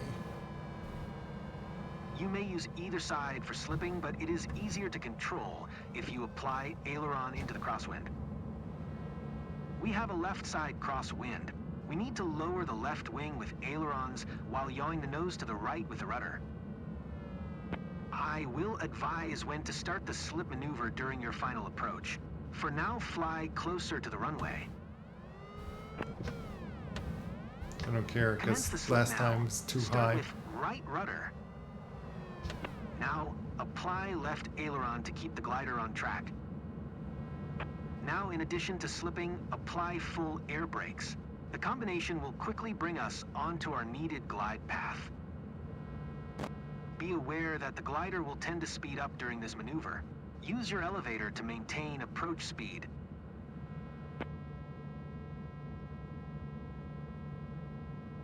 See how quickly we are approaching the normal glide path. Let's leave the slip now. I think I'm like lower now at least.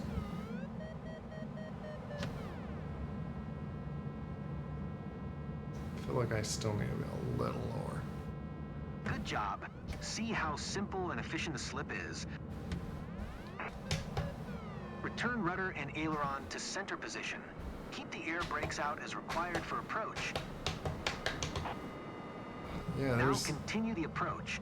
We still have left crosswind and need to align with the runway. This is done by the same technique, but with less control input. Use only enough right rudder input to align the glider's nose with the runway.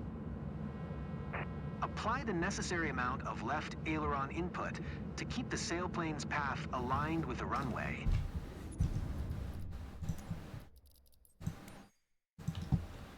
Extend landing.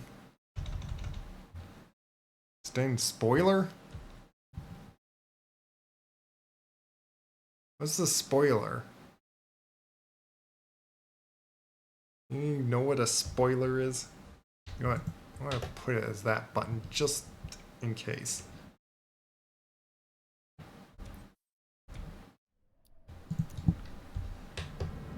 For track correction, use your aileron only.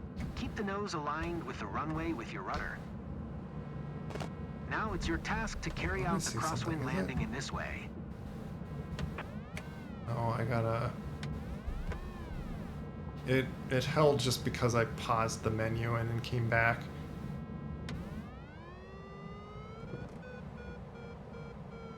There, now we're like lined up properly.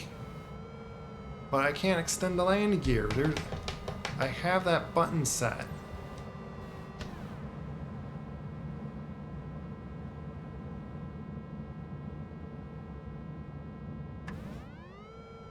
Oh my goodness.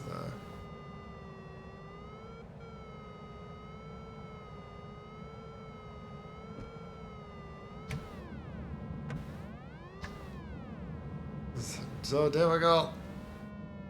I'm running out of runway here.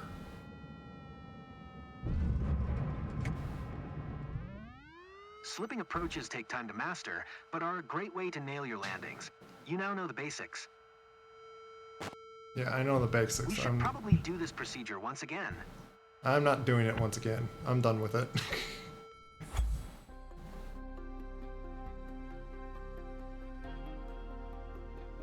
I can't even get my landing gear out for some reason.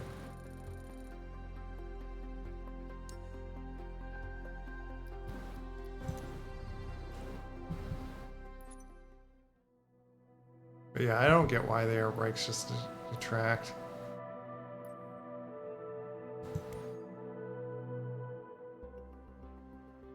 Totally. Oh, this is like the thing where if you're like well enough on like knowing where like wind is like updrafts or whatnot, you could like glide for hours, keeping altitude.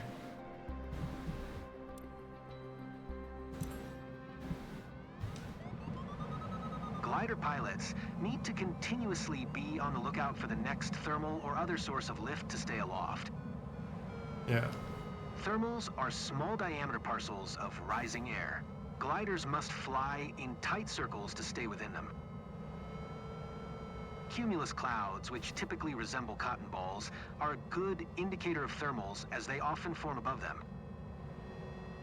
Thermals suited for lift often require pilots to search under a few cumulus clouds. The variometer is a vital tool for soaring. This device indicates a sailplane's rate of ascent and descent with audible tones. After familiarization with a variometer's tones, you will be able to know your climb rate without referencing other instruments. A variometer indicates a climb with an interrupted high-pitched tone and descent with a continuous low-pitched tone.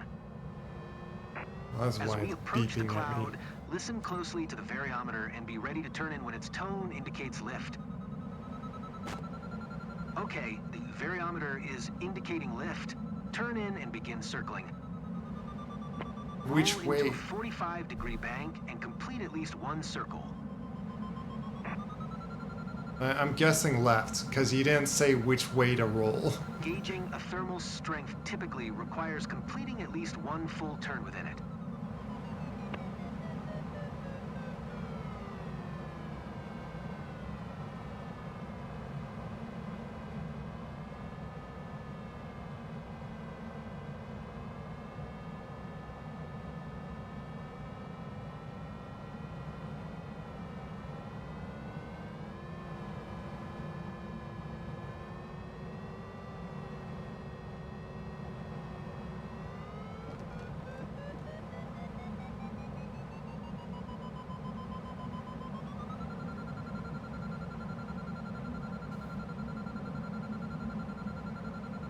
Just going in circles in the air, I guess.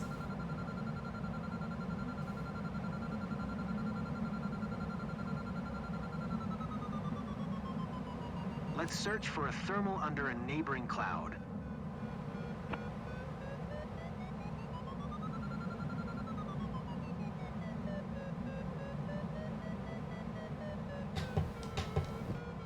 I can do that to speed up my time to get over there.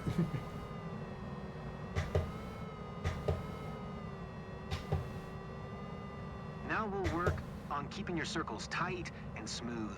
Two important rules to follow are: keep your speed low, between 93 and 102 kilometers per hour. Maintain a constant altitude, keeping a continuous 45 degrees bank and the nose of the glider slightly above the horizon.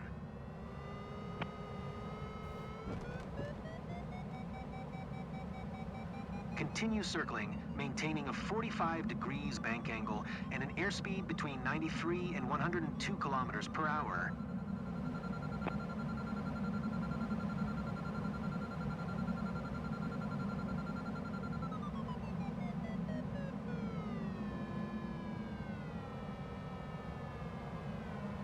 There you go.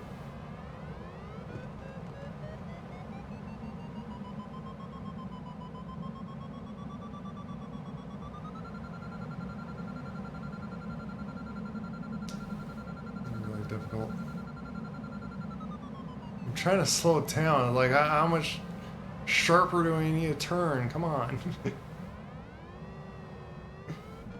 Or hold myself up. Soaring through the heights without an engine is an exhilarating experience of pure aviation There you go. freedom. Did it, apparently. You are proficient enough to practice these skills solo. Go ahead and continue perfecting these maneuvers. Great flying. Soaring through the heights Nice. without an engine is an exhilarating experience of pure aviation freedom. Didn't you just say that?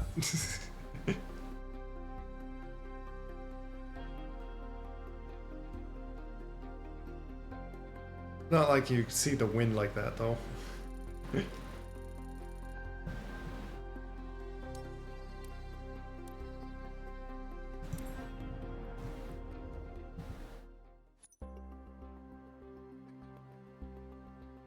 Ridge soaring.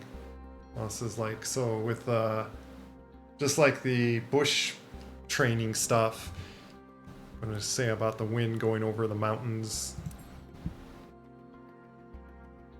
and where they push you up on one direction and then pull you down on the other.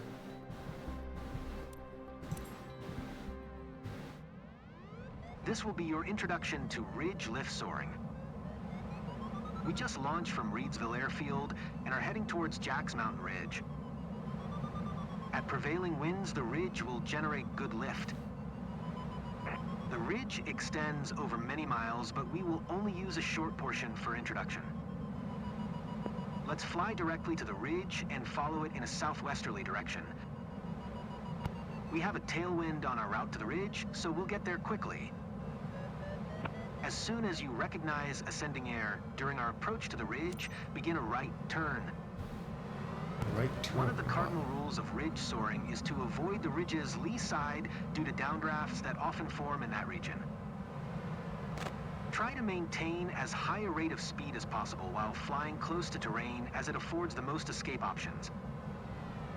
Increase speed until the vertical speed becomes 0, but stay below the yellow arc. Steer the aircraft far enough into the crosswind to avoid drift toward the lee side. We'll turn back in approximately 5 minutes when we're abeam of Belleville. Meanwhile, watch the vertical speed. If it indicates a constant descent, we should try flying closer or farther from the ridge. Watch for other traffic.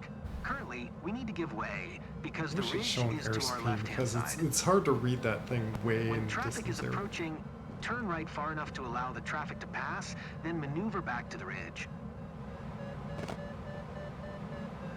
You're throwing a whole lot at me, and I'm not getting much there of it.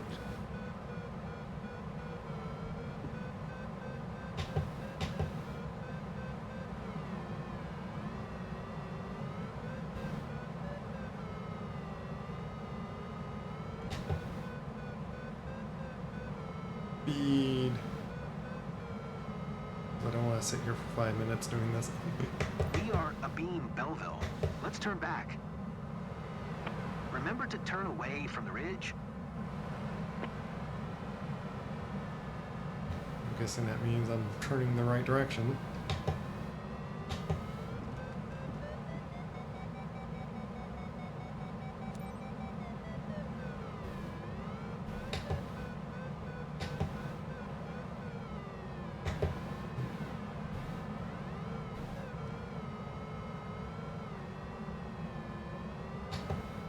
Like I'm surfing on the air.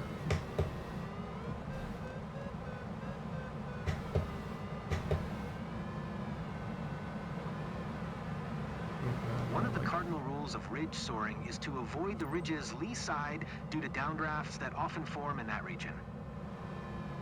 Excellent work. With more training, you'll continue to improve. Try to maintain. Try them. No, gets cut off. And then I just plop onto the ground. That made no sense.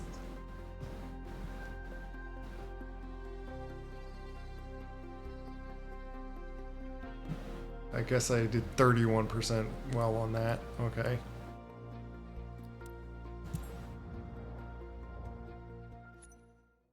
And that's all that. Aside of the one that I can't seem to even complete because it just continuously just sits there and it wants me to set the trim while I'm holding up and stuff.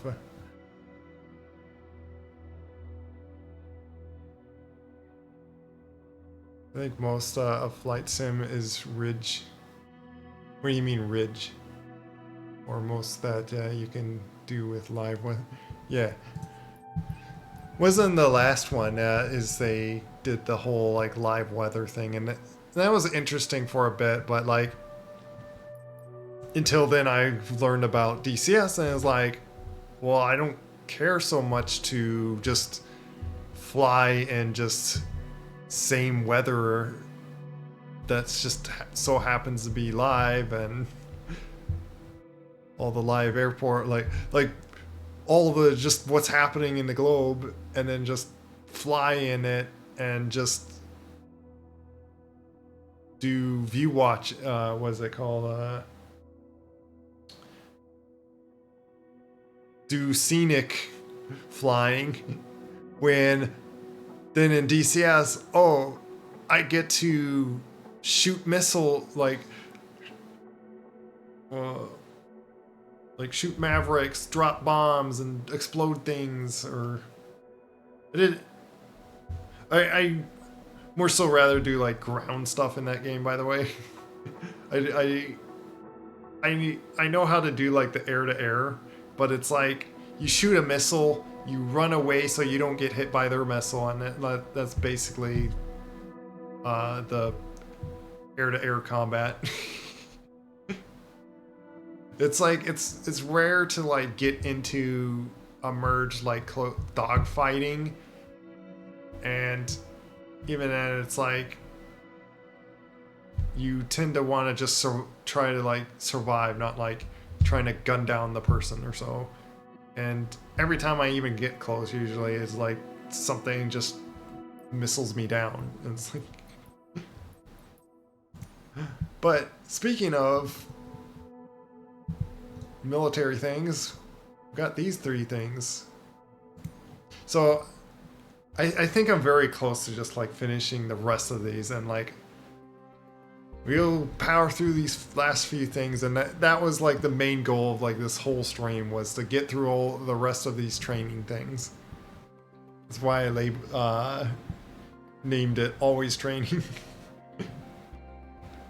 Yeah, speaking of military, I actually have, well, not the specific one, because the one in DCS isn't a Super Hornet. There is like a big difference, I think, on it.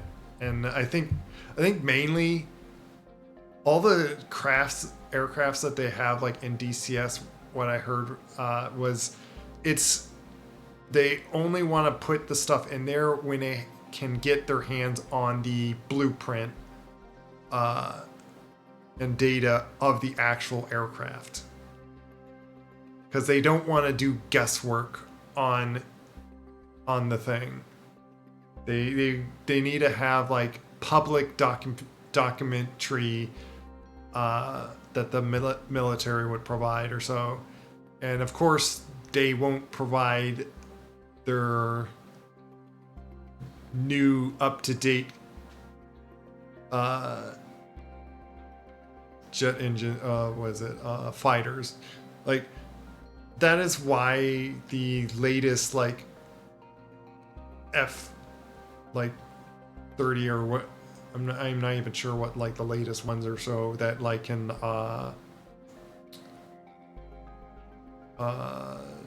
vertically take off. Like I also have like the Harrier that can like vertically take off in DCS, but that's the only one that they have as a jet fighter that can vertically take off, or not a jet fighter, but like as a jet. Yeah, F-35. Like, there's a reason they don't have that in DCS, is because it would just be guessing on what it is, on how it flies, and what its documentation and stuff and all that. And of course, for good reason, they don't share that publicly, is because they don't want some enemy country just like, oh, that's how their plane works, and make something like fight against it.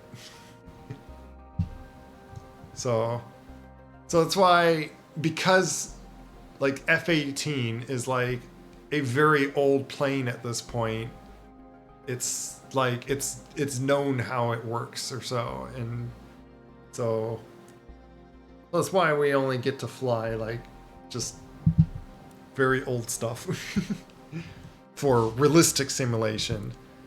There's of course like games that still create like the F-35 and just do all the guesswork anyway. High performance takeoff. So let's say how this be then. What's this high performance takeoff? Welcome to the most thrilling 9 weeks of your flying career. Thrilling 9 weeks. I'm Lieutenant Diana Greer, call sign Apex, U.S. Naval Flight Instructor. I'm here to see if you've got what it takes to be I don't know. pilot in the FA-18E. Your Probably goal reason is a to. high-performance takeoff with an unrestricted climb in full afterburner. First, follow the line up and wait procedure. Oh, we're gonna do like afterburners. What I caught on that.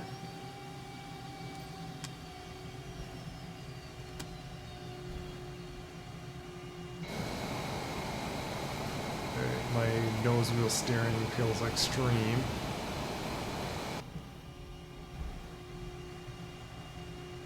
Usually there's like a button to like hold down for that.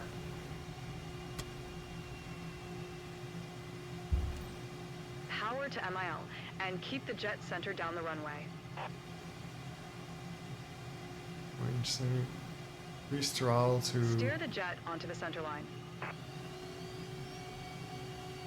Advance the throttles.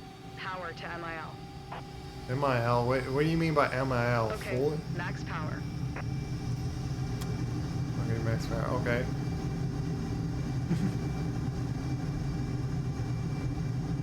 Retract your gear and then set your flaps to auto.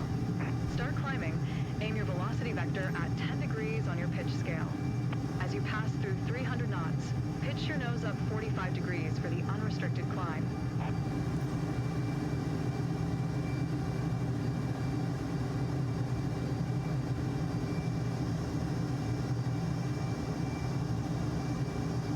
Okay. You made a number of mistakes today, but keep practicing to demonstrate your full potential. Well, it's kind of hard to not make the mistakes when I don't even know what I'm doing at in the first place.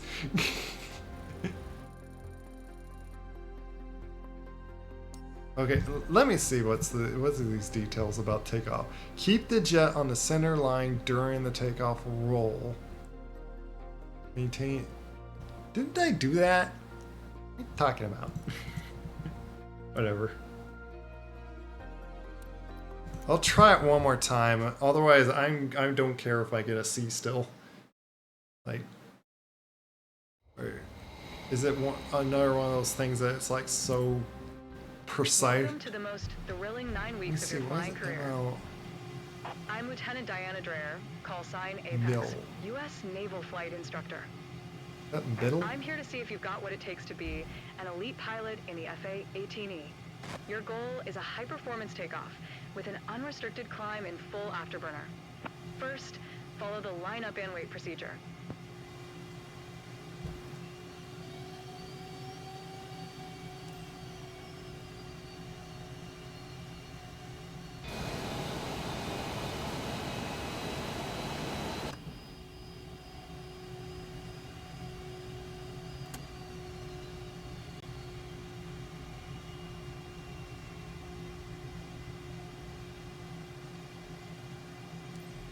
Power to MIL and keep the jet center down the runway.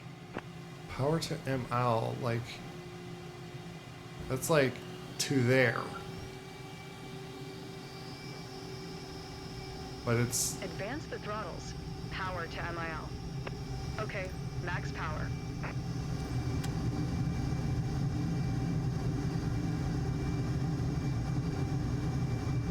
Retract your gear and then set your flaps to auto. Start climbing. Aim your velocity vector at 10 degrees on your pitch scale.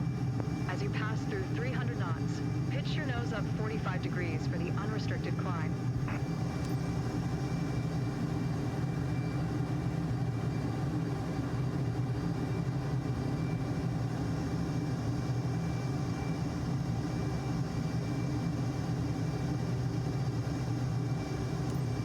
You made a number of mistakes today, but keep practicing to demonstrate your full potential. I don't know what exact thresholds you guys want sometimes, but I was curious if I could like done it better. And yep, see again. The other thing's so perfect, but like takeoff, apparently I can't do it very well. Do I look like I'm just terribly taking off here? How do you screw up a takeoff? Well, I guess like there's like many ways. Like if you just pull up too early and like float in the air and then roll over and like crash in the ground, like that's a terrible way to like take off. Okay, let's just see what's next. Ridge crossing. Like I wonder, like I saw something like of this and I wonder what this is about. You don't just simply go up and down over a mountain. You have to like do this fancy roll.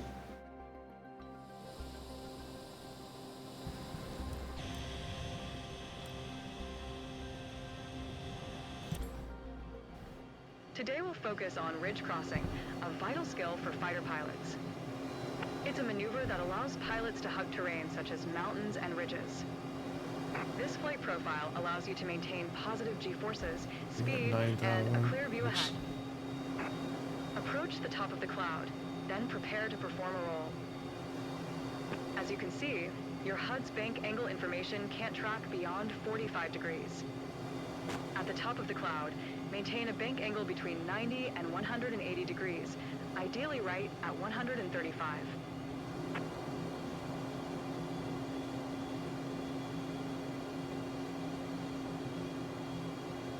Why are we going over clouds anyway? Very nice clouds though. Roll the jet. Descend to lower altitude, making sure to avoid contact with clouds. Maintain a bank of 135 degrees. Roll back to an upright attitude. Now return the jet to straight and level. Stabilize the jet at the base of your descent. That's all confusing. That really doesn't make sense. Stabilize the jet at the base of your descent. I am stabilized. Me?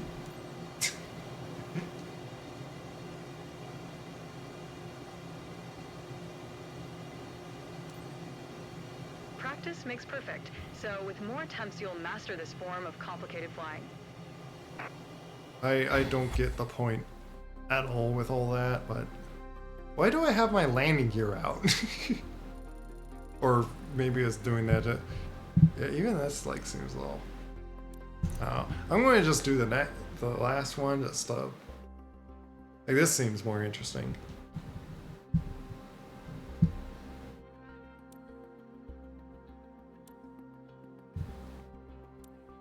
Like I'm sure there's like an actual point, but like at the moment I'm really not caring to like spend the effort on figuring out what was the whole point of the other thing. Or not just like the point, but like how do I do it properly? Did I like do it there? Like I'm guessing you go up to like then bleed out, like you turn and do like that whole like bleed out your lift to just drop down, and then you level out, and like you do that all like smoothly or something.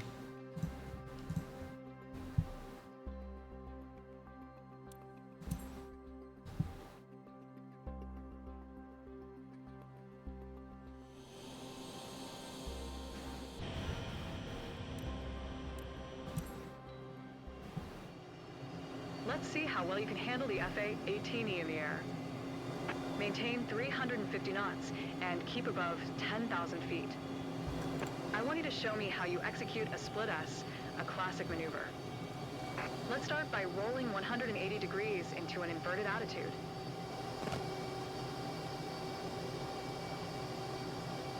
Until you reach.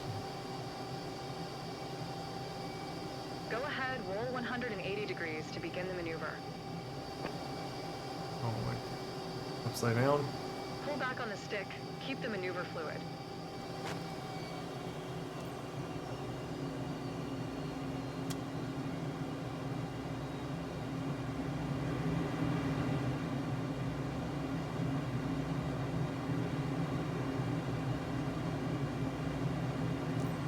Now return the jet to straight and level. Great job. Very impressive performance. That was all it. Okay.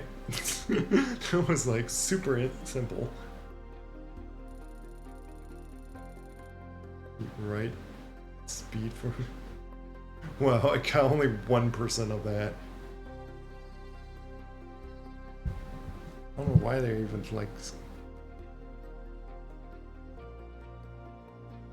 Even scoring that, because like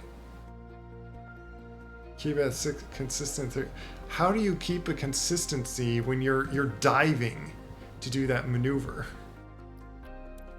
That would be impossible.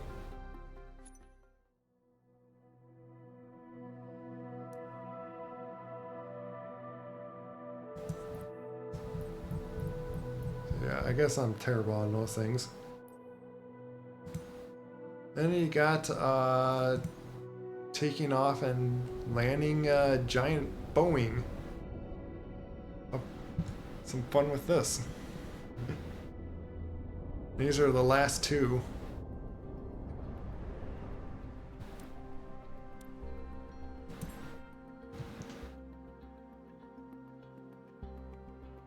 I was going to mention the one helicopter one training that managed to get through it, at least to like say that I complete it, is did it just a bunch of times or a few times and just randomly got one that like worked, but I don't know if that's going to work on like the other one. Like, so two of them they essentially have that really bugs out and you can't complete them because it just gets stuck sitting there.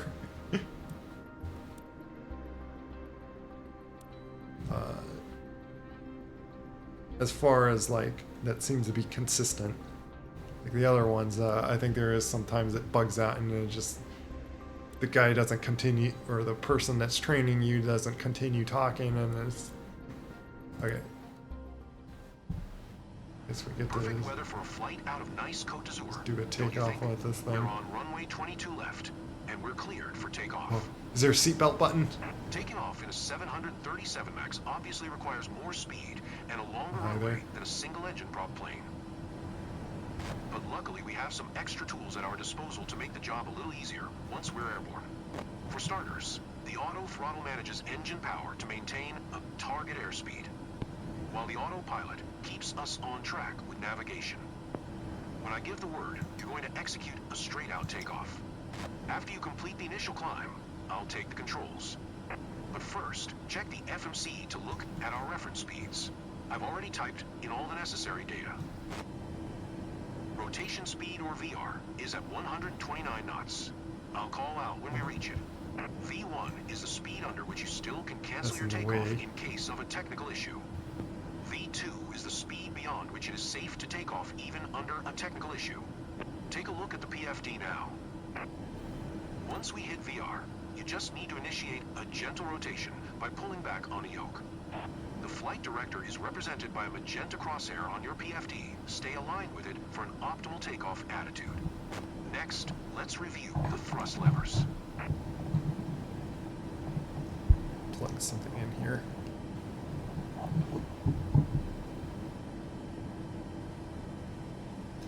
As you can see, Kinda you have two thrust finicky to levers, look around with the one mouse, by for the way. each engine.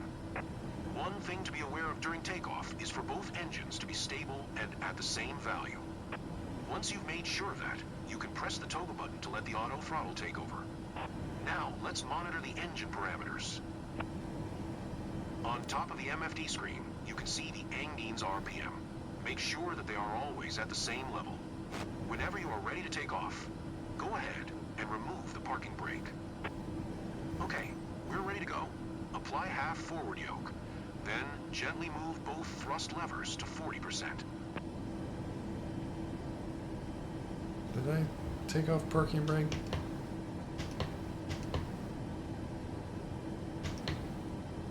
I didn't take off parking brake, but in one of the old Microsoft Flight Simulators, I had the silliest fun of just pressing the seatbelt light when I discovered where it was in the airliner that you could fly in it. But I am unfortunately not being able to find it here.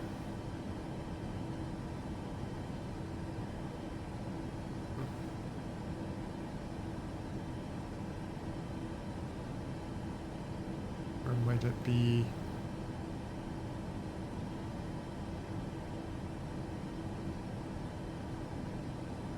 No smoking sign.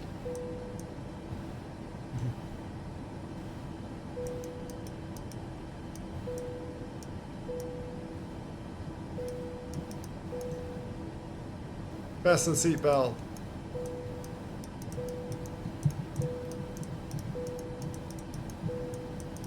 Just to make whoever's like the passengers just like, what is going on?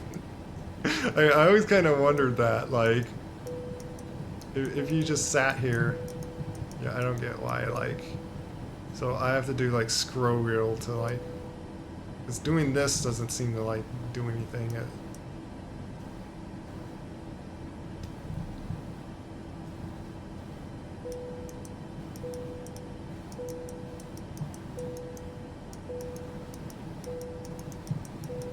I guess you're just gonna have to.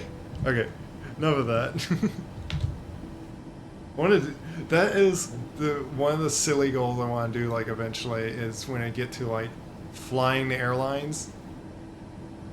Is once I get passengers, I'll immediately I want to just start spamming that seatbelt sign just to see if they do anything or they react to it. Okay, move thrusters. Thrust levels to 40. Once you see that both engines are equal and stable, press the toggle button located underneath the main handle on the thrust lever. Toggle what? Yes. What's that?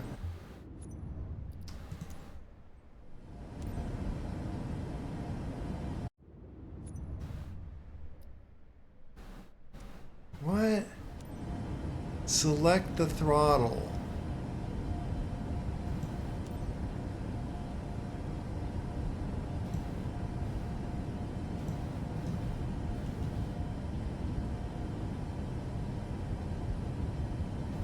The toga button.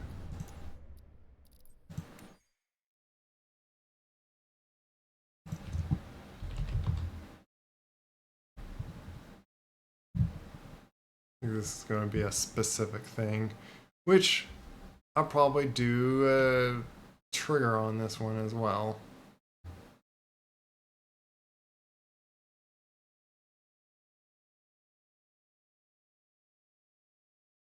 Oh, does it have to be engine 1 and 2? Yeah, I'll just do this.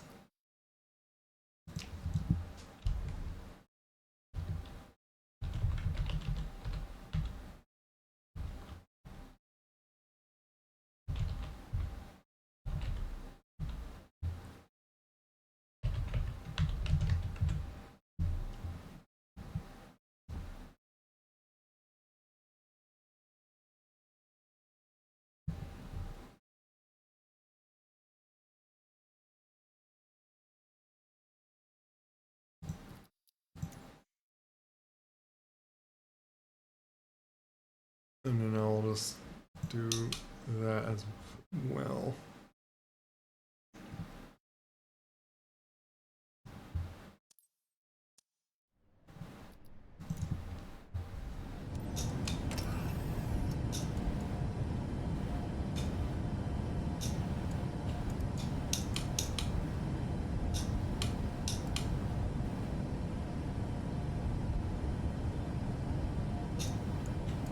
We're gonna probably die about like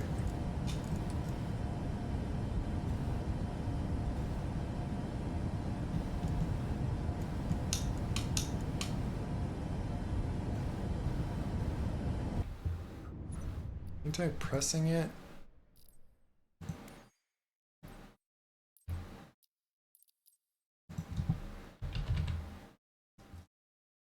Makes no sense.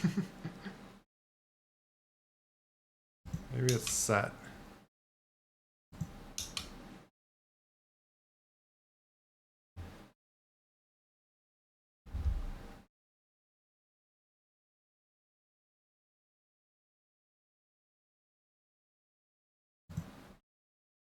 I'll do this.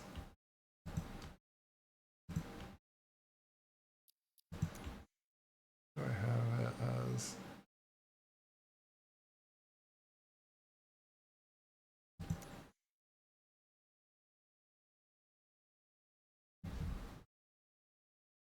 know if I need it for that.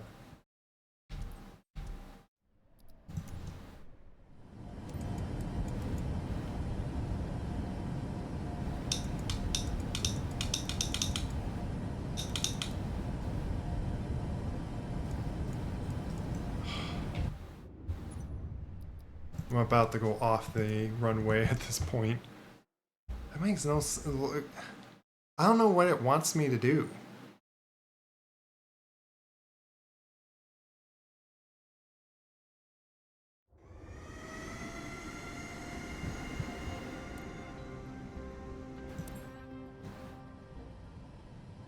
Perfect weather for a flight out of nice Côte d'Azur. Yeah, Don't you the think? air brake's We're not on on right runway now. 22 left, and we're cleared for takeoff. Taking off in a 737 MAX obviously requires more speed and a longer runway than a single-engine prop plane. But luckily, we have some extra tools at our disposal to make the job a little easier once we're airborne. For starters, the auto throttle manages engine power to maintain a target airspeed, while the autopilot keeps us on track with navigation. When I give the word, you're going to execute a straight-out takeoff. After you complete the initial climb, I'll take the controls. But first, check the FMC to look at our reference speeds. I've already typed in all the necessary data. Rotation speed, or VR, is at 129 knots. I'll call out when we reach it. V1 is the speed under which you still can cancel your takeoff in case of a technical issue. V2 is the speed beyond which it is safe to take off even under a technical issue. Take a look at the PFD now. Once we hit VR, you just need to initiate a gentle rotation by pulling back on a yoke. The flight director is represented by a magenta crosshair on your PFD. Stay aligned with it for an optimal takeoff attitude. Next, let's review the thrust levers. As you can see, you have 2 thrust levers, one for each engine. One thing to be aware of during takeoff is for both engines to be stable and at the same value. Once you've made sure of that, you can press the toggle button to let the auto throttle take over. Now, let's monitor the engine parameters.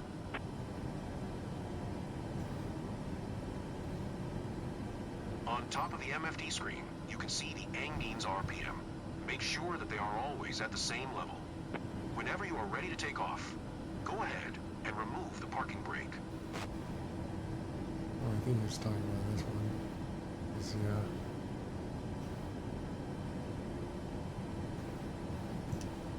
Okay, we're ready to go. Apply half forward yoke. Then gently move both thrust levers to 40%.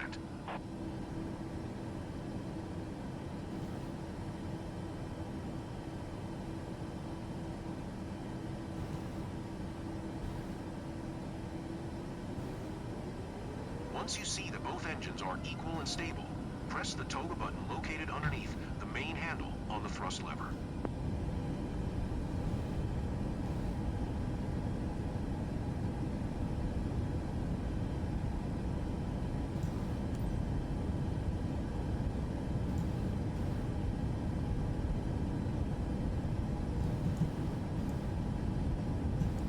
I don't get way.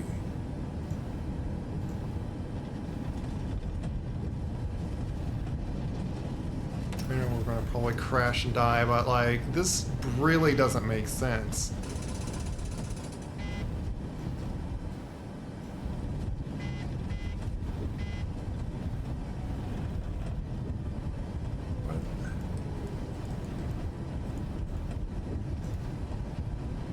What toga button? Yeah, let's sit here, because somehow we didn't die when I didn't even look at the window, out the window the whole time. What? Cockpit interaction secondary action. Like...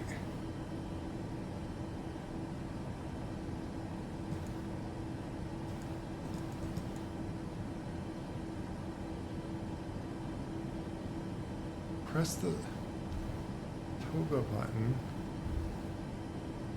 which I set it to.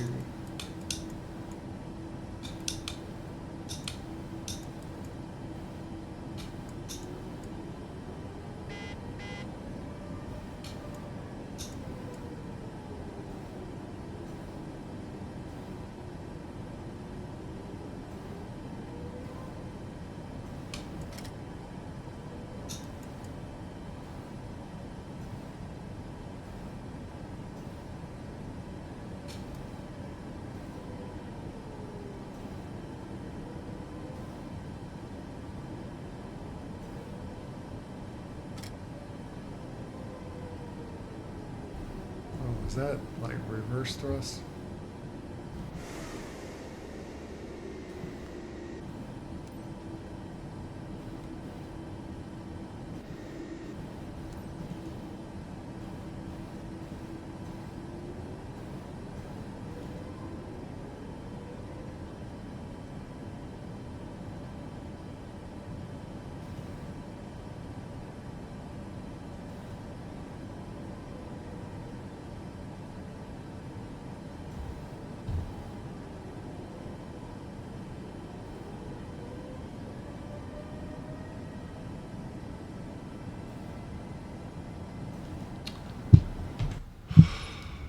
I don't get it. I'm going to have to give up if I just can't get it.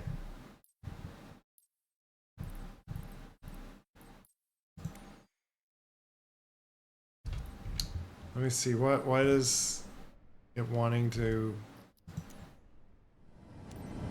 Cockpit interaction secondary action.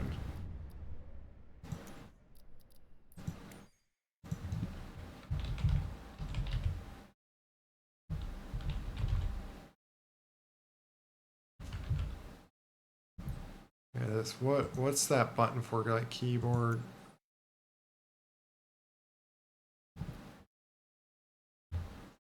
Just right click, isn't it?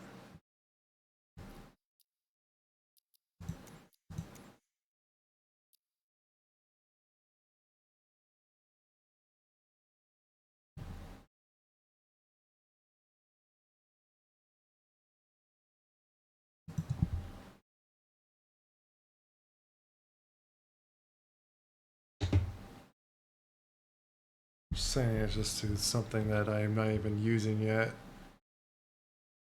Just to...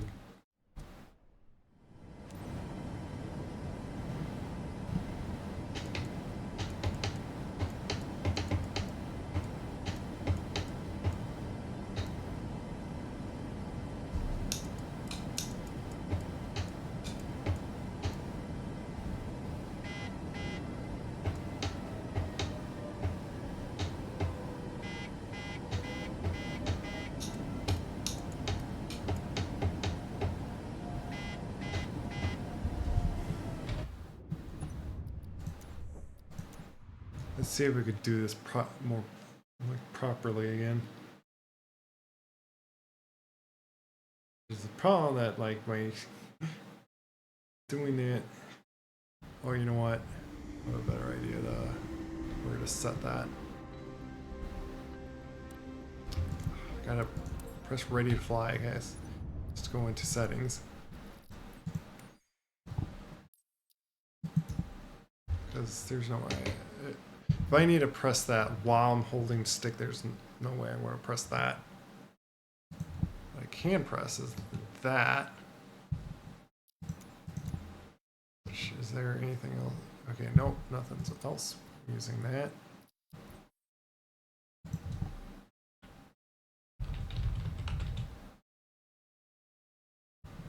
And I'm thinking of...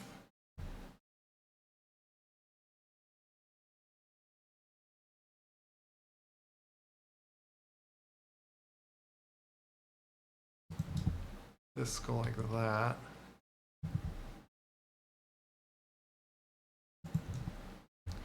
Just in case. Goes that one really.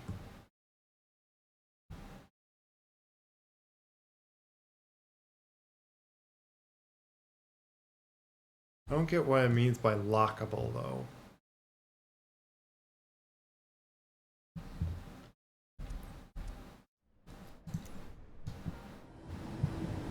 Perfect weather for a flight out of nice Côte d'Azur, don't you think? We're on runway 22 left, and we're cleared for takeoff. Taking off in a 737 MAX obviously requires more speed and a longer runway than a single-engine prop plane. But luckily, we have some extra tools at our disposal to make the job a little easier once we're airborne. For starters, I already screwed up things. Because I was like, I just pressed the button and it's just like, oh, suddenly it's just going. Like, okay.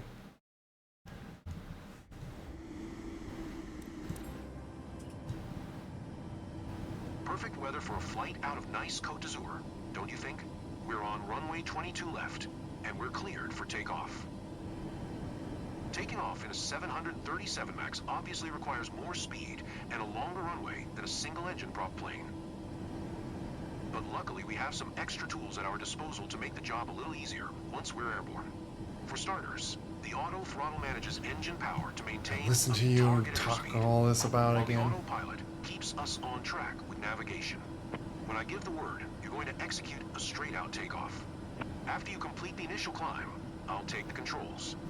But first, check the FMC to look at our reference speeds. I've already typed in all the necessary data.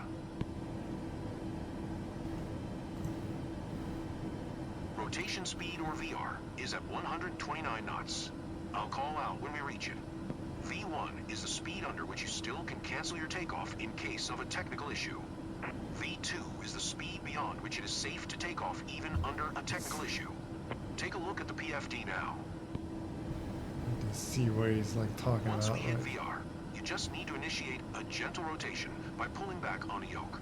The flight director is represented by a magenta crosshair on your PFD. Stay aligned with it for an optimal takeoff attitude.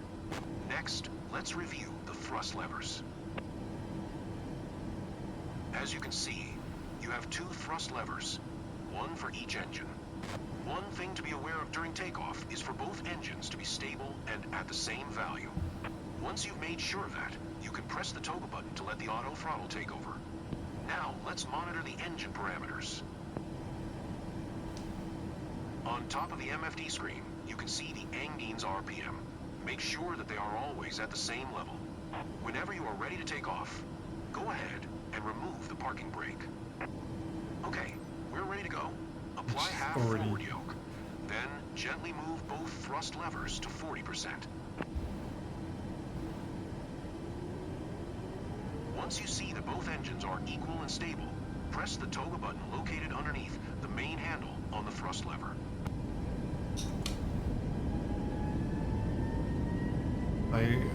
Okay, it sets it to like full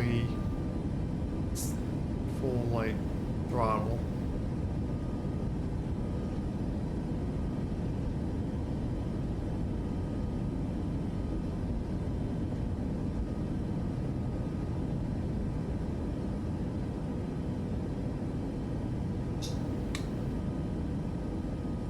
You're seriously gonna expect me to like select that while I'm like I just took off where you wanted me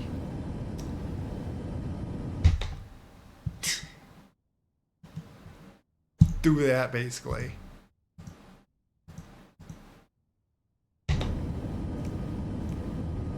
Use the rudder to keep us on the center line.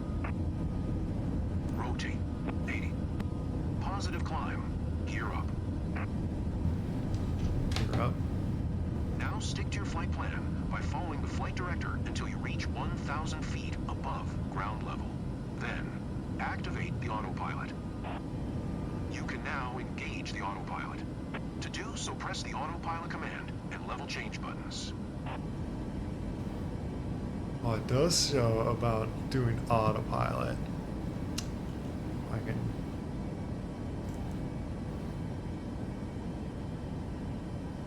Now set flaps to 0 degrees. What's this? ACMV. It's really the.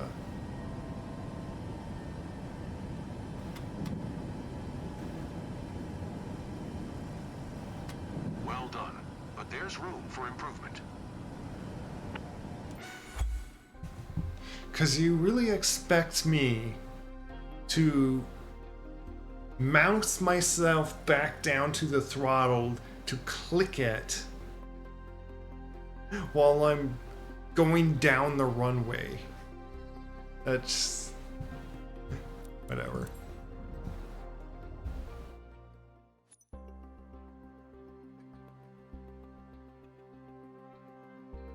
I'm curious on thinking on like how would I deal with. I might have to deal with like changing a set of something.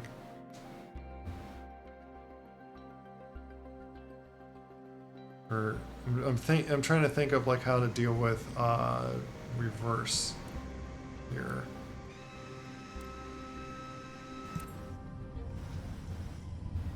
We're on course.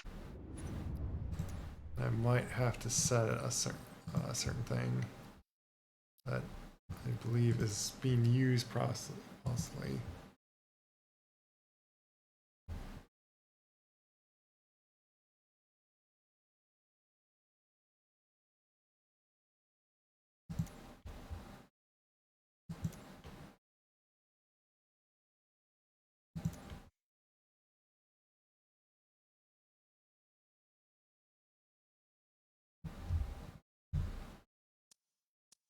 Yeah, that's what I was trying to.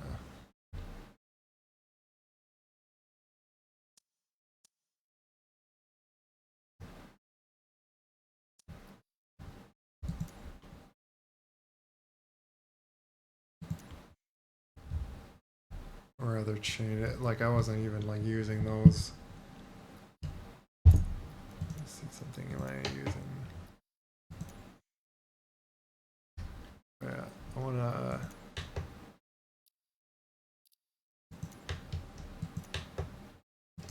Okay.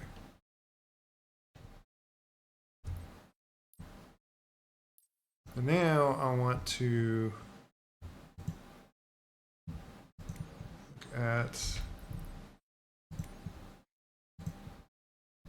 there like a reverse throttle to like?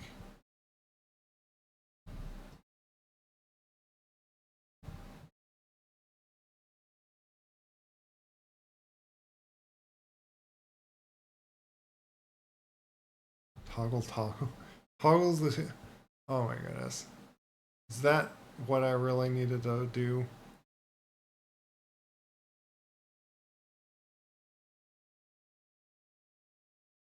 I don't get it.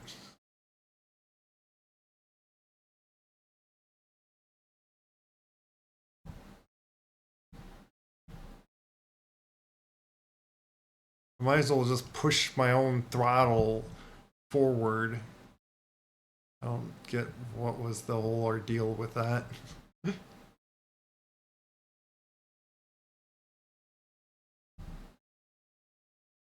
I'm trying to see about like how would you do the reverse throttle thing?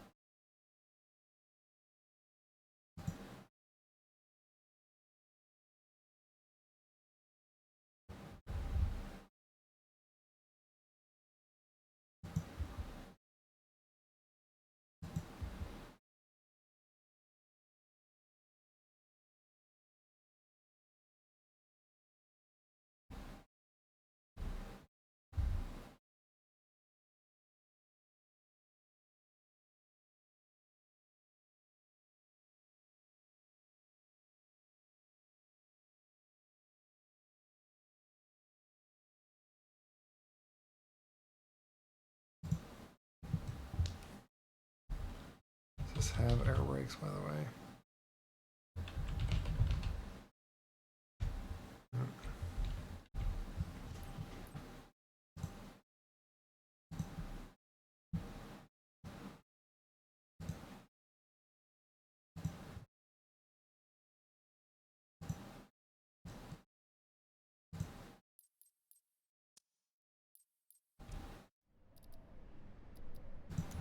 For a visual landing approach into nice Côte d'Azur. Auto throttle is going to handle power management, so our main objective is to control the pitch to stay on the glide slope. Look to the right of the runway at the 4 colored lights called poppy. They'll give feedback to stay within a 3-degree glide slope all the way down. If the poppy shows 2 white lights and 2 reds, then we're on target. For white lights mean we're too high. For red means we're too low. At 20 feet, pull back on the yoke to kiss the runway, but be careful to avoid a tail strike. You only need to use the yoke when you want to make attitude adjustments. Alright, as long as auto throttle is on, the speed will be automatically managed. Just keep making small adjustments to pitch and roll as necessary. See the screw on the dash above the PFD. Use that as a guideline to keep us centered on the runway.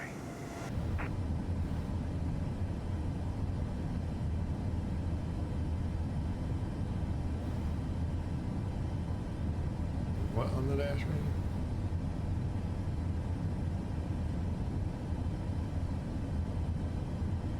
API you're talking about though.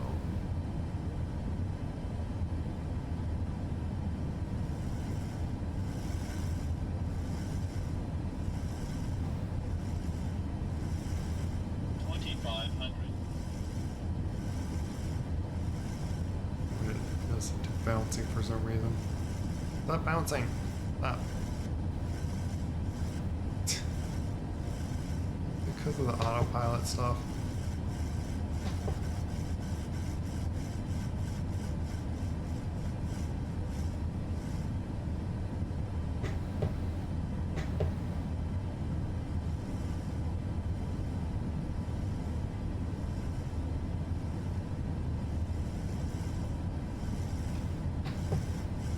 Are we landing or are we just... What's going on here? It's not letting me go down. Okay, I'm just gonna just fly straight and see what happens. Already probably need to restart this. Makes no sense. We're getting close to the threshold. Now, shift your focus down to the end of the runway. Listen for the computer calling out retard. Then set thrust to idle. I'm flying over it because I was not allowed to go down. Oh my goodness. I gotta redo that.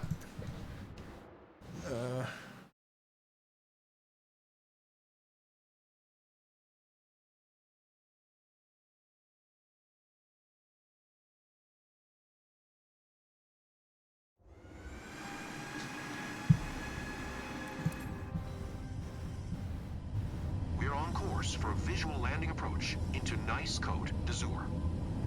Auto throttle is going to handle power management, so our main objective is to control the pitch to stay on the glide slope. Look to the right of the runway at the 4 colored lights called Poppy. They'll give feedback to stay within a 3-degree glide slope all the way down. If the Poppy shows 2 white lights and 2 reds, then we're on target. For white lights mean we're too high. For red means we're too low. At 20 feet, pull back on the yoke to kiss the runway, but be careful to avoid a tail strike. You only need to use the yoke when you want to make attitude adjustments. Alright, as long as auto throttle is on, the speed will be automatically managed. Just keep making small adjustments to pitch and roll as necessary. See the screw on the dash above the PFD. Use that as a guideline to keep us centered on the runway. The screw on the... I'm talking about the screw. And the problem is like, I can't get myself to go down. See, it won't...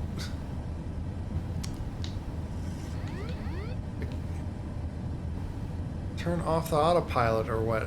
Like, what's going on here?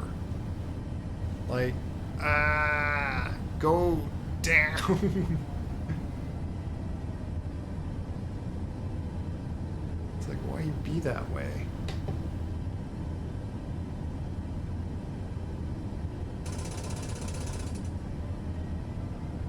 That. Why am I going up now? Stop it. Stop it. Why do I feel like I'm fighting this autopilot system? Like, I'm supposed to be able to disengage it with like this button and it's not doing anything.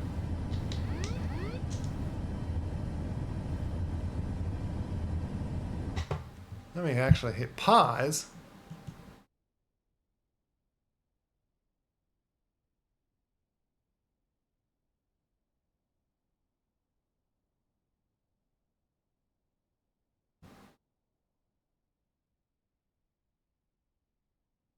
Things are disengaged, but why is it acting as if I can't control this?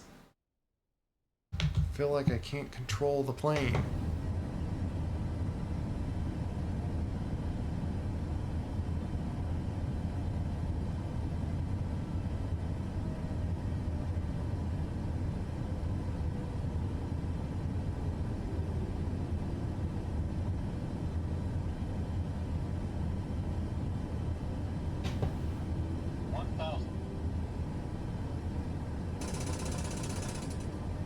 Slow.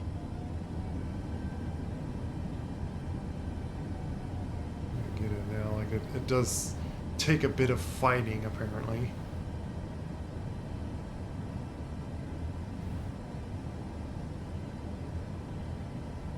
Yeah, we're too low, but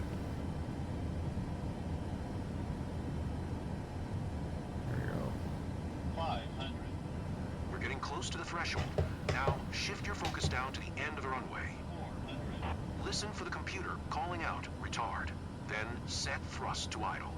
300. Why retard? I always wondered that. 200. Flaps. Too low. Flaps. Too low. Flaps. Too low flaps. Flaps. Too low. Flaps. Too low. Flaps. Too low. Flaps. Too low. Flaps. Too low. Approaching minimum. Too low. Flaps. Too low. Flaps. Too low. Flaps. Too low. Flaps. Too low. Flaps. Too low. Flaps. Too low. Flaps. Too low. Flaps. Too low. Time to flare. Too low. Flaps. Too low. Flaps. Too low. Flaps. Too low. Flaps. Too low. Flaps.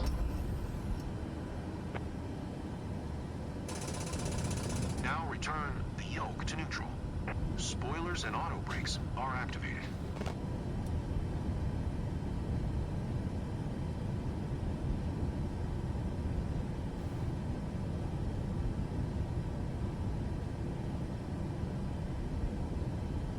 We're going to crash out. Hey, whatever.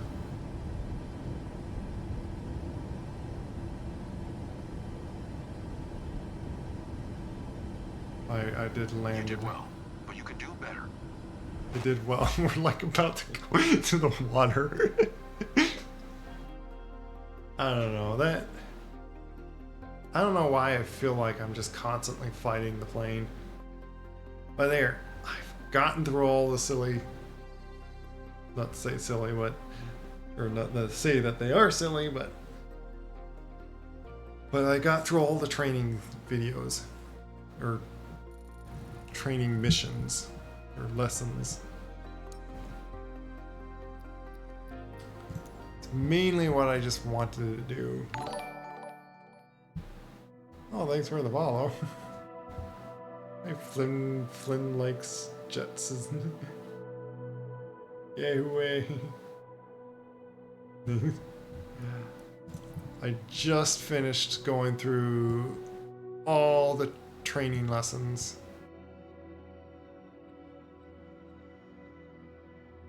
Except for one that is broken. I can't seem to complete that one. And it's to a point where I just gave up trying right now. I think it's a bug that they need to fix. I wonder if anyone has actually got through it somehow. Because I keep being stuck on it wanting me to trim the elevators to hold my nose up and at a certain speed for the glider. So I do that, and it's so happens to be where I have to do it max trim, and then it wants me to let go of my stick, and then it's like, well, my nose is falling down and I'm max trim pulled up. What happens when the angry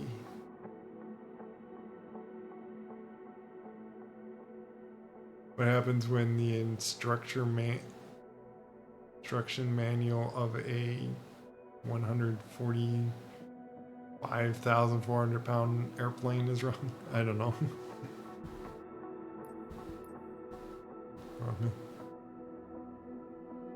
or amidst something. I don't know what you're. I don't know what you're trying to say. I guess the worst released game in this year, so I wouldn't say it's the worst released game. And here's like a big thing with all this. Uh,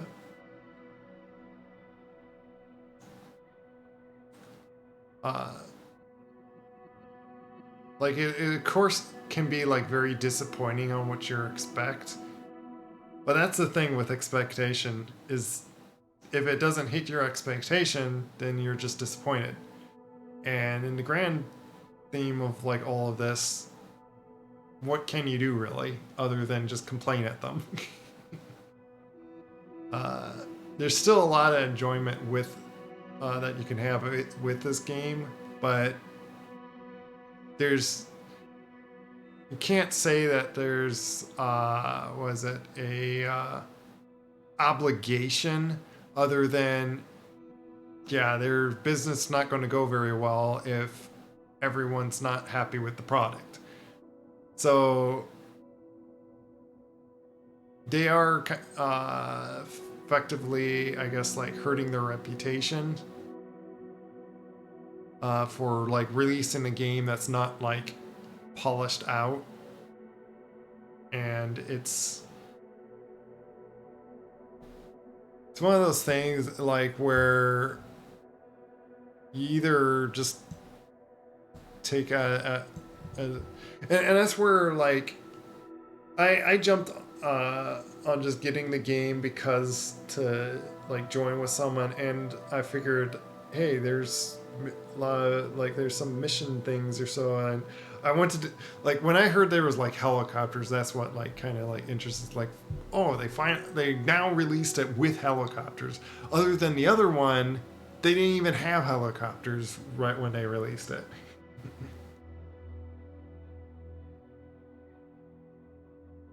Yeah, like, and that's what like I was thinking of mentioning is, though I can't make promises for them or whatnot. Like it's one of those like kind of sketchy things that like they could do. Technically, is they could just like just run off with its state or so, and then never polish it up because they got their money. But if they really want to keep their reputation, I'm sure they're going to really try to fix all these really terrible bugs. And that's where one of the things, like, where it's really evident, like I'm seeing, like with a lot of these games, an easy way to like deal with this is it just takes a little bit of patience by not buying it until you can confirm that it's in a good state. Otherwise, just save your money. and if everyone so happens to do that, instead of just jump on a game and then complain on how it's a poor state because they are taking advantage of people wanting to buy a quick release and then complain that it's half finished.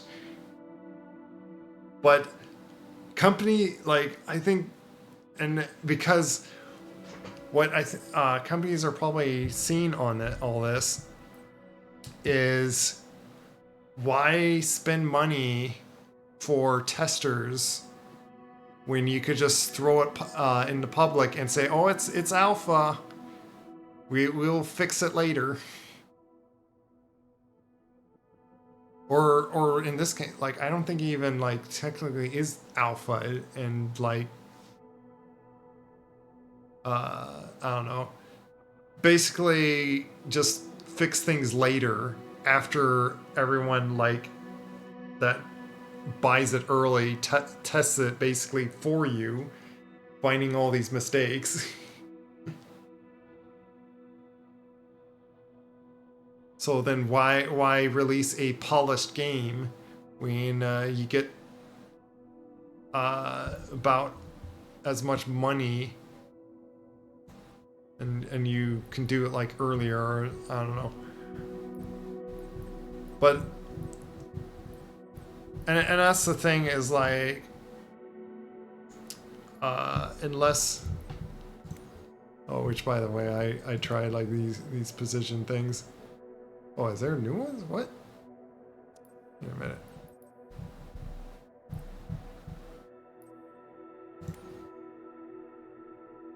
I tried this needle one, and as soon as you just get right near... Yeah, I guess I did like... Yeah, I did this one and then the other one. Yeah, see, I got 944 points. As soon as you get like right next to this grid, it's like, oh, chaos happens, and it's like... Is the wind not passing through the thing, or like... I don't know, like... It just really seems like... That's what it is. The helicopters feel like they're just paper when just like a little breeze just makes you fly in the wind. Just... You spin out of control and all sorts of things from just little breezes. Because that's what I've noticed, like, that many times, like, I've been hovering those helicopters that, like, suddenly, randomly, wind just blows you around, and it's just like... Yeah, it's a year from being enjoyable. Memory leak, graphic issues, but... Well, like, I thought it, like, came out just, like, not too long ago, like several weeks ago, wasn't it? They had yeah, and that's the thing, and by that time, by the point that they got helicopters, I got already in DCS because it had helicopters. I wanted to get back into just some helicopters. That's what got me into like these simulators again. And but then I got into all the stuff like in DCS. And so by that point, it's like, well, I don't want to get back in Microsoft Flight Simulator and not be able to shoot things, blow things up. Because you didn't get to... Because it's like just free roam sandbox stuff and just take off airport, fly, like... see all the nice graphics and then land. Like, it just seemed very boring for me. Like, do that over and over again. I guess without like and that's what like makes it, I guess, like just putting like a mission and goal kind of set things really makes it just like kind of more interesting. But again, a big interest on this game is just on release they gave helicopters and gave purpose for like those helicopters, which what I've been wanting to get in with this. But with their unpolished bugs, I am stuck with... I'll show you what I'm like kind of stuck with. So I'd like to get this. Search and rescue hoist. I need to do search and rescue rotary craft missions. 8 more of them. Let me see if I even have 2, or the one that I was going to try again, which I tried them both. Yeah, there was one over here, which I recall trying it also. But that one and I certainly remember this one right here. I'm not even going to attempt it if it's going to do that glitch and like crash me like at the start, or if I attempt it and crash, and if like some new update they did that like, oh, you crashed and like the mission's failed.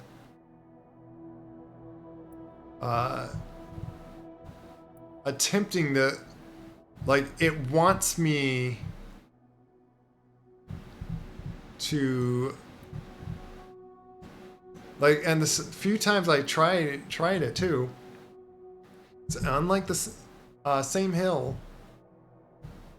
Like one of these hills, there's like all these trees, and you can't land anywhere. And you gotta land right by it. You gotta land close to the target, and you can't. Like, let's say like that's the. Wait, that's the building and stuff. It's probably not gonna like show up anything like on here, but like it's basically on a hill for one, so it's like completely not like flat ground to land on.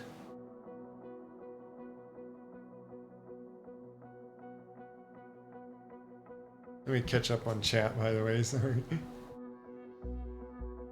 Yes, do kind of agree, even in full release now. I think the community is bigger since.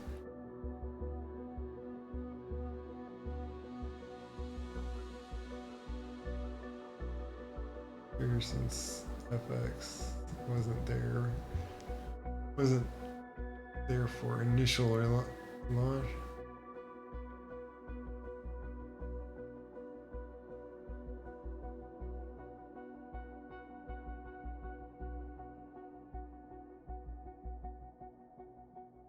Yeah, some bugs you set up you can't avoid.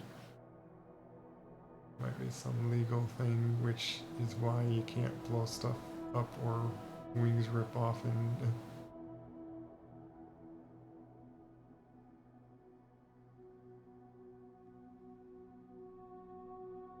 Oh yeah, filtering. Oh yeah, that might explain the reason why they never like even like put on like ripping wings, because that's why I heard that it started as an actual like class training thing, that like actual airplane classes used it to train people. It was made for a training system, so you of course don't have to fly a real aircraft and then they made it to any like desktop or like any computer can like a basic program, like game program to put on the computer. And then it just like kind of went from there, as far as I know. But yeah, I could still do, of course, like these helicopter things, and I guess go for cargo hoist. Oh, I just need to do hook endorsement.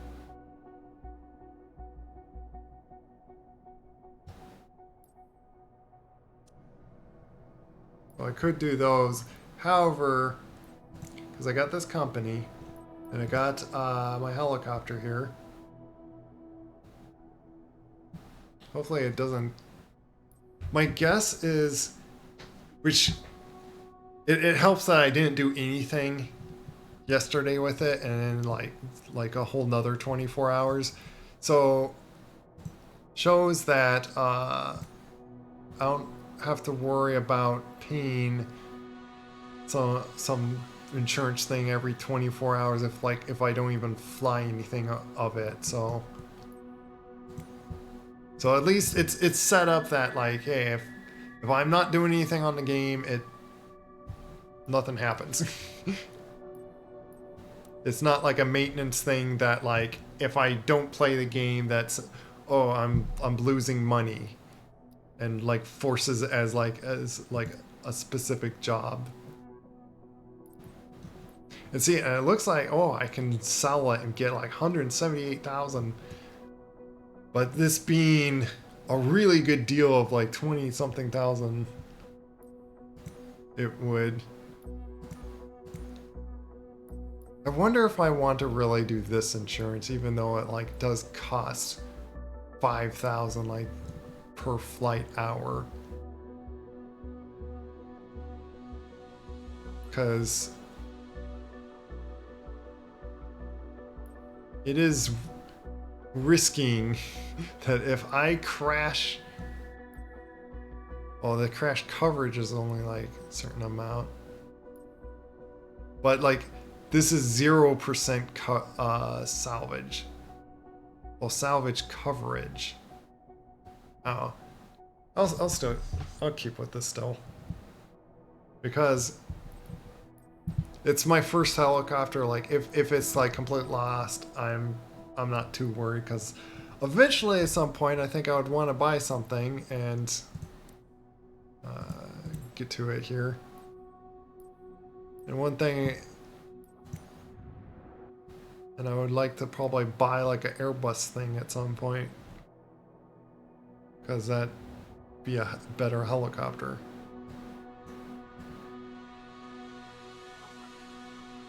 But suddenly everything is like, I'll say I could buy that 172,000. I heard, I don't know if this is a bug or it just was really poor mismanaged, or expected that you can get back your first thing. I think they did it just like to give you a free kind of plan, not fully free, but like a huge discount, just like to start your first company. Because I bought this as like 24,000, and if you look at the market, it's like so much cheaper. But like, so I don't know if you know Laughing, but he said that he saw that, oh, you can when you like looked at the managers, like, oh, you sell it and it's like 100, like you get 100,000 more that you bought it with. So he figured to do that. But then he looked to buy the same thing, and it cost him like 20,000 or 20 times more than what he paid for. Like a million or so. And so to get that amount again would be to supposedly do missions for weeks, but it's like, even if you're stuck, so like me looking at the market, like things are only to get another one, like the cheapest ones are just like 200, maybe 400,000 or so. But even then, it's not gonna, like, if you work on, which is what I'm thinking of doing. Well, it looks a little different than what I remember.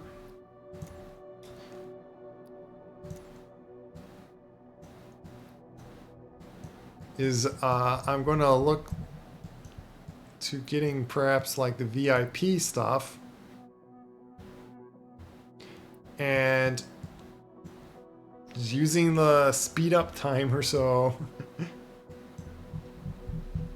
you could do some like very long flying missions and basically get no skip bonuses, because you speed up you technically didn't skip, and then just get like, with like perhaps one mission you can build up like to certain these missions, and get like probably like with one mission 100,000 credentials or currency or whatever it is. I'm working towards this thing to unlock this area, because this apparently is a hotspot.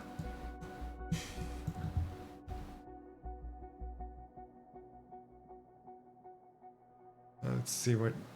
Sorry if I'm like not keeping up with you with the chat here. I think there is some bugs which do.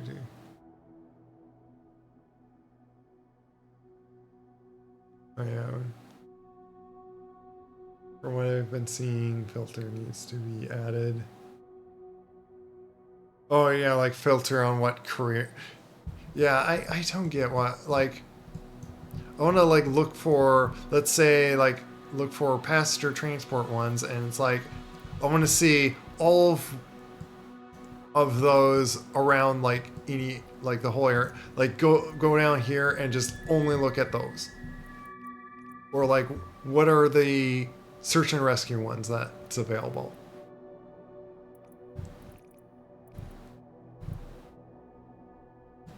Instead of like having to like zoom in like this and then like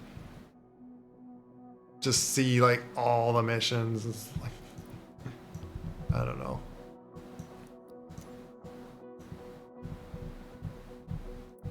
Oh, and like here's a filter that I might need.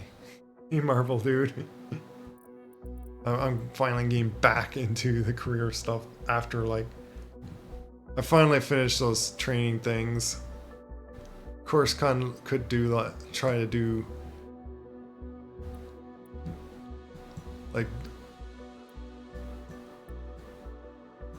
like I didn't do them like as perfect as they want you, like with certain value things or whatnot, but yeah, I'm for now done with those. But yeah, some of the things that I need to, what I'm trying to like do is like this one, do a mission just to land on grass to be able to do the search and rescues from planes. Be certified for that. But seeing the time, and I'm going to do this one.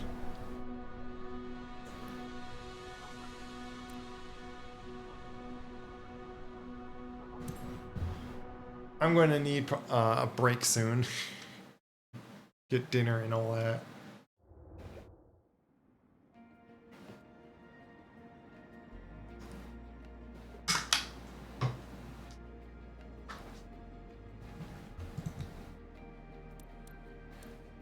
Yeah, I'm probably going to just simply skip on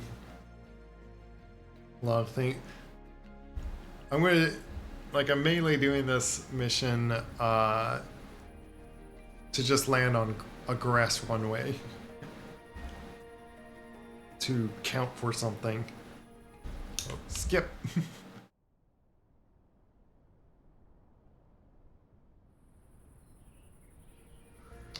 I don't know why you're just walking in place there. Did we not take the cover stuff Ready out? for a quick spin around the area? For today's flight, you're taking David, one of our friends and one of his Can't look at colleagues, it. Is over it? in Immokalee. If the seatbelts are fastened, you're ready for takeoff. Captain, it's your show.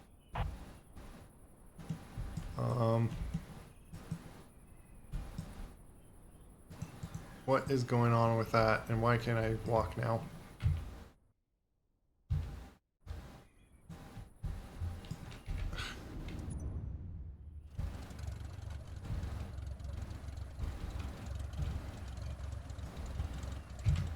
Okay, I guess things were just acting weird. 05 Foxtrot Lima Traffic Cessna, November 17447, is taxiing to runway 28.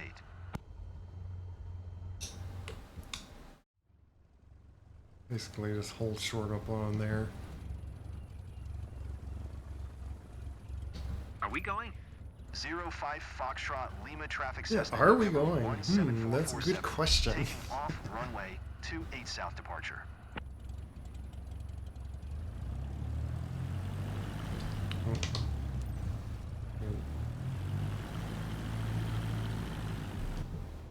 Let's see, am I got my lights on? Yeah.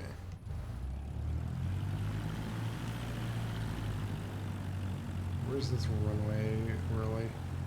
Oh, it's over there.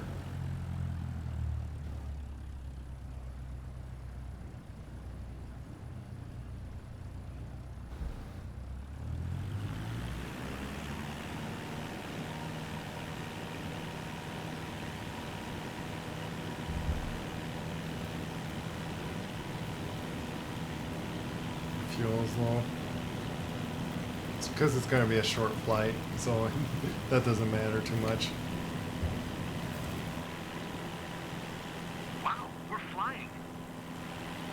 End up doing all that in third-person mode.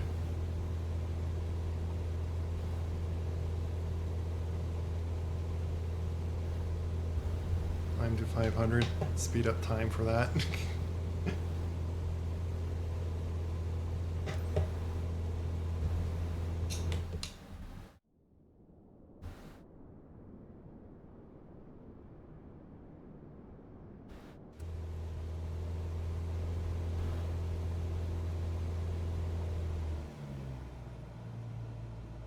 To speed that I want.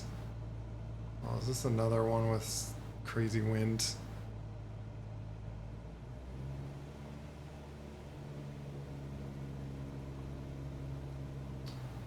Really hard to get your speed set with all these crazy winds.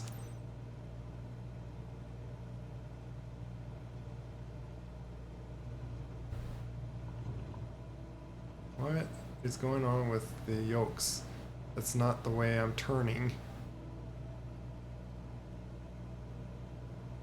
But whatever.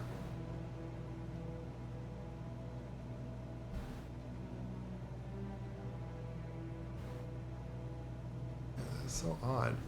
Let me see something.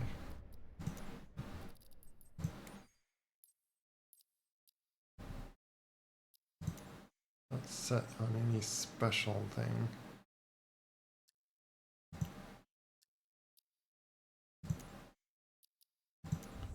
Also, we have to like call this R and left, or right and left.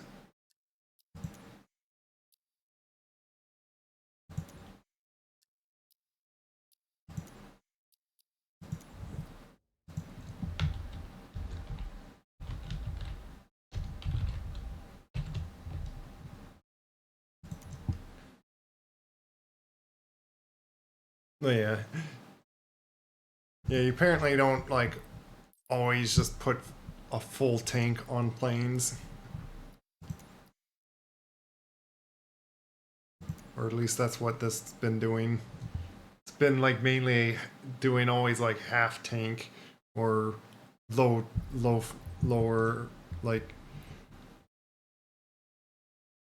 what, like 30% or something for.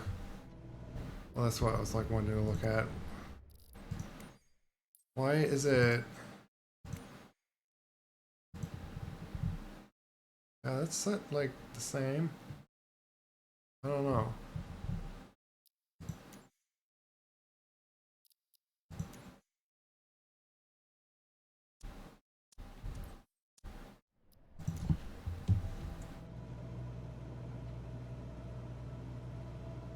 I imagine the flight to be a slow-paced and dreamy. Guess I was wrong. Well, you try to control the airspeed when it's so frantic. Like, look at the airspeed going up and down right on that thing. Like, it's going insane. Oh, and I went too low. I would have loved to see things from higher up.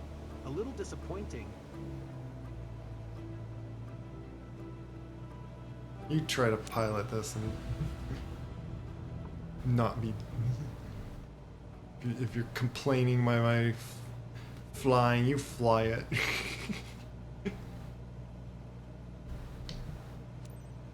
Okay, so I'll just skip anyway. I don't know if it.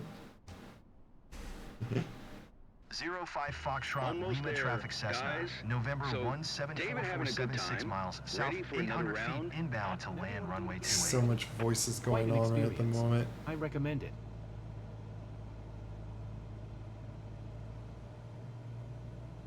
Follow the pattern. Speed up time to follow it.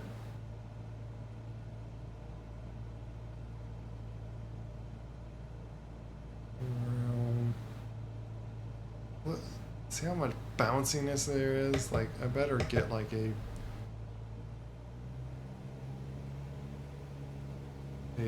weather bonus or something. All this crazy wind. This is like final. Okay, so I need to cut power. I'm actually going too fast for. Come on, slow down.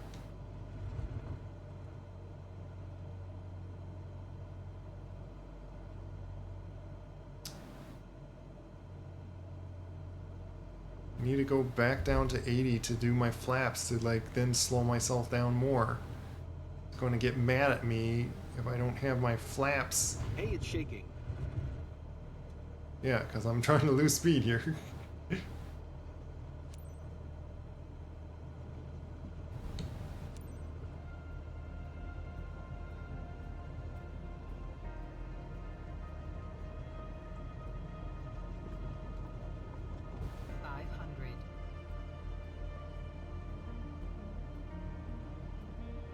05 Foxtrot Lima Traffic Cessna, November 17447, is on final runway, 28 to land. And it still said it on me. Because I suddenly jumped too fast or something. I don't know. I was trying to avoid that, but whatever.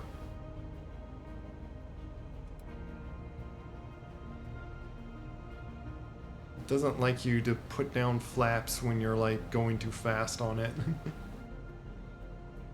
What do you mean, what controls am I using? Like what sticks I'm using? Like I'm using Wing Ursa miners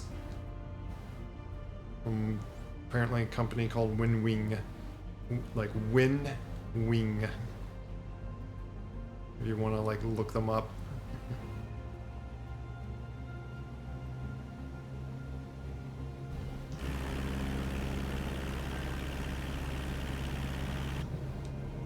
Yeah, I'm using I'm really using dual sticks, but my left stick is like kind of converted as like a throttle.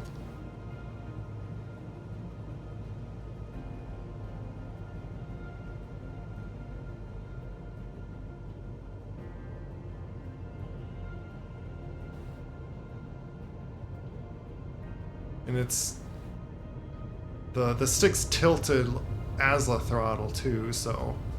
And a buttery smooth landing for a perfect finish. Well, despite the complaints you had during the flight. Hold short. I gotta like turn around.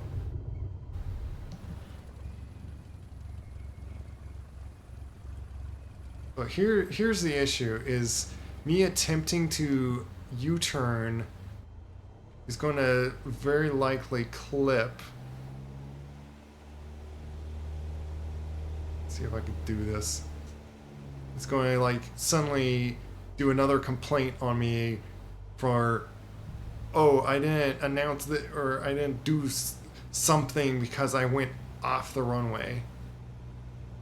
Really hard to turn around without going off the runway because of how little room there is here. And things. I was pretty happy with how smooth that landing was. See, there's just no room to like. Okay, surprisingly, it's not doing that. Maybe they fixed that. I don't know. The reason I did like full flaps, by the way, is in the bush thing, it had you do like full flaps to like land on short runways or so.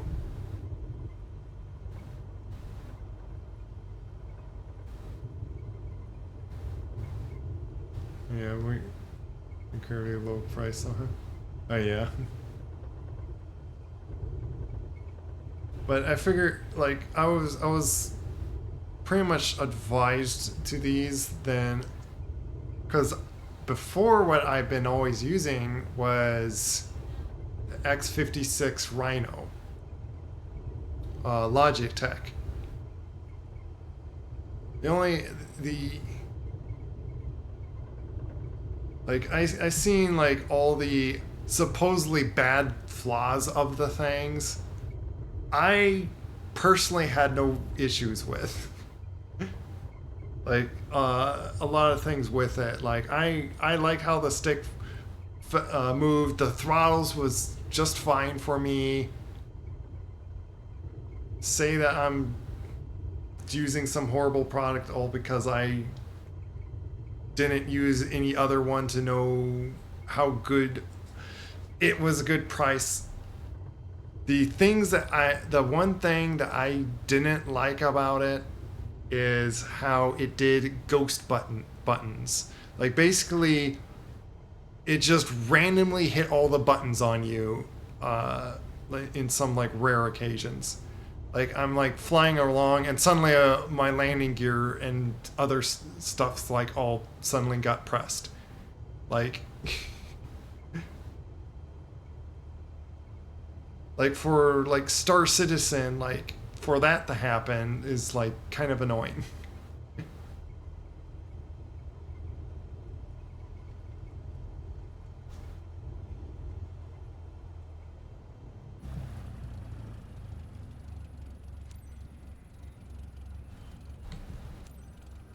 Zero 05 Foxtrot Do Lima I fly Traffic in Cessna real November life? 17447 is taxiing. to No. parking. Well, other than like we travel. Let me just do that, even though the taxi's Always like cool right to over see your there. home region from a new perspective. Looks like they enjoyed it. That was a great flight seeing session. Cool? Where's it? Wondered on like just having a third person like as you like ended. Yeah, the one of the mistakes I did was apparently extend max like flaps and max speed is like, well, how else can I slow myself down when I had my throttle to idle and it's like I'm not slowing down and I need to like lose speed here. But other than being a passenger on an airliner, I don't fly myself. Like I don't fly actually in real life. That's why I play these. I'm not able to fly in real life. Because like I was explaining before, it's insanely expensive. And I had the dream, a dream to become a pilot and stuff, but until like, oh, we can't do actually pilot license because we don't have the money to pay for me doing that. or at least the one like family.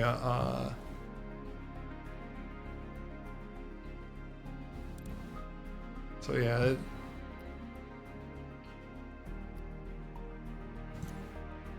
This.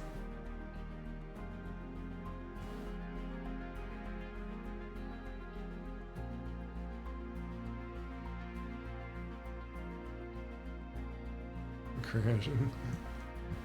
Avoid common mistakes. One of them, crash. Stay clear of ground and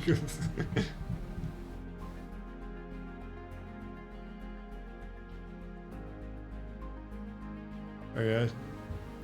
Did it have a thing I love doing, just shy to do it? Oh. Speed control.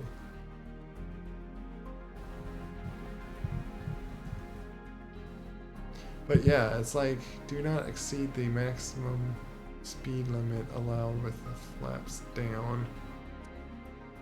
I wish it, like it says that, but like it doesn't say what the speed is. I'm guessing you don't want to go over 80. And I apparently hit that. But again, it's like, it's really hard to like not go over that one. Can't just suddenly have like an air brake. Be nice to just have an air brake to slow you down sometimes. But yeah, I got like tiny little amount of money. Slowly I don't know how to get like the right. Well, then again, like I'm doing like kind of like simple like I'm not getting much like on all that, but like that's not the goal here.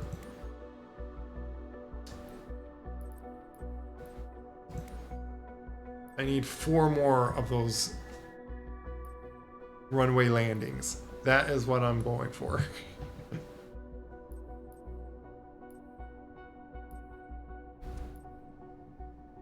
Yeah, no, what is this? What was it that I need? Oh yeah. And then the instrument, and that's why I figured like with these, like they had like the training things or so. So all this time, like I didn't have like gone through any of these trainings, and I didn't because like I done the some training lessons on like I think on some or knew about like the stuff anyway, but figured to just go through them all, either refresh on like a few things or just learn if I didn't like learn before. I don't know. I'm just all scrambled brained right now. Rambling on.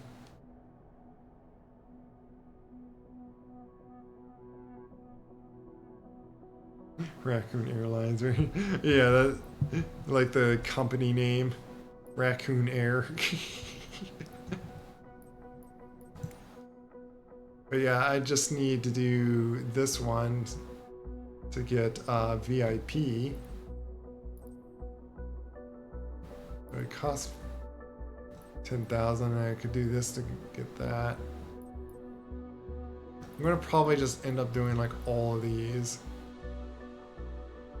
Just to like get like. But before I do that, I want to.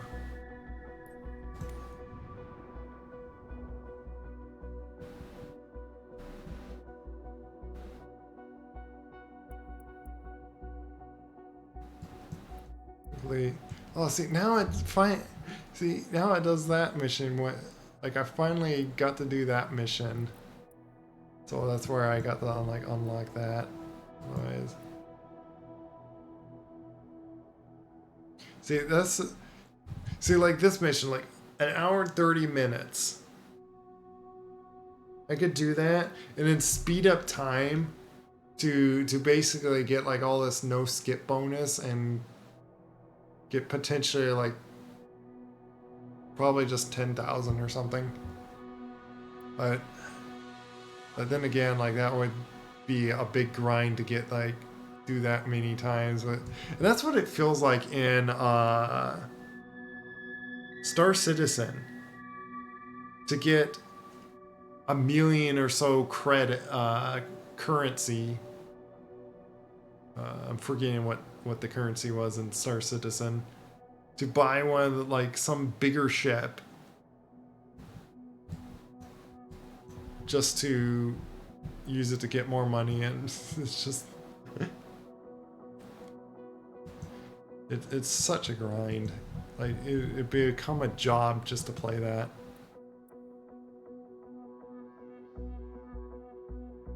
Missing man to save near chairman.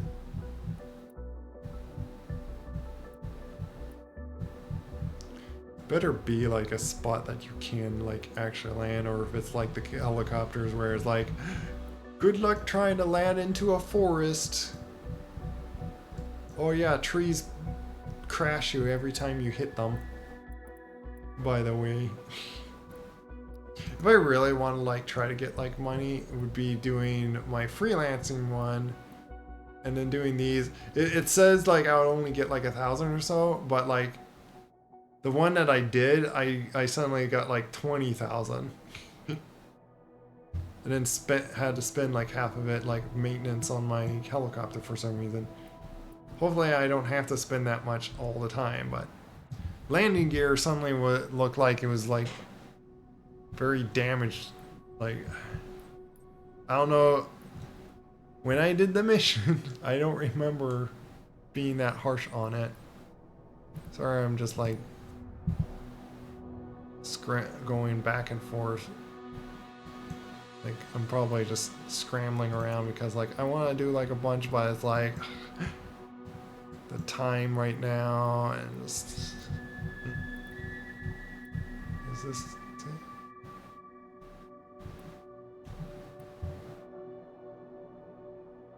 You see, I don't want to do like runways. So it's like, I don't care what kind of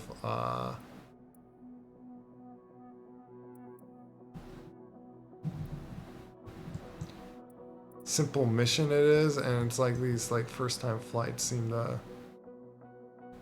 be most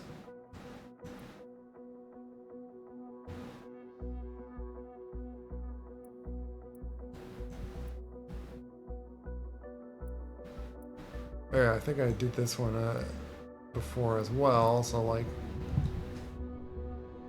kind of seems like kind of exact same thing. Let's see, go like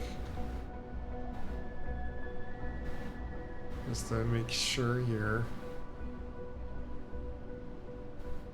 I believe this is also yet another like grass. Yeah.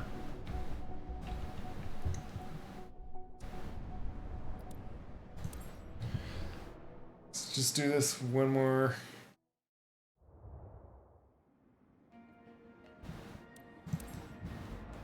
Bye. So yes, I'm getting like no money at all, barely anything, but like I just want to like register that like, oh, you, because I don't want to continue on like just picking all doing like things that give like bit more money. That's why I'm like just doing a bunch of skipping anyway, or if it takes away the immersionness.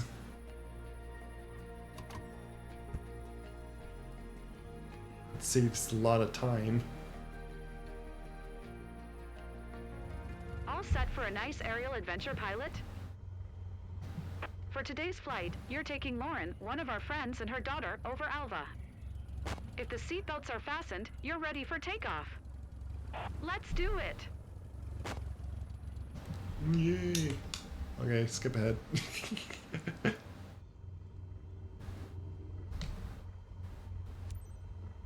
17 Foxtrot, Alpha Traffic Cessna, November, 77557, taking off runway, 19er departure to the west.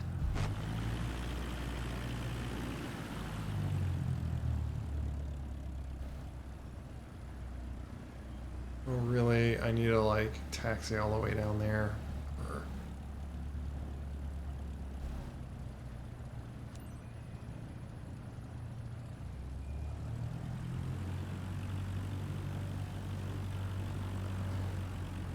do a risky thing here, but it's like speed up time. Ooh.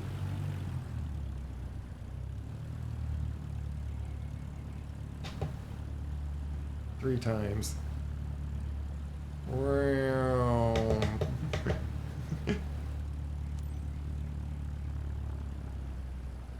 According to the game, I was only just going this speed.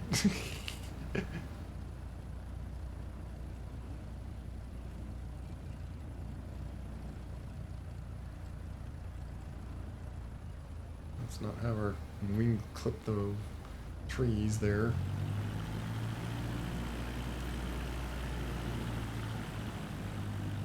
And take off. Do it just in the cockpit here.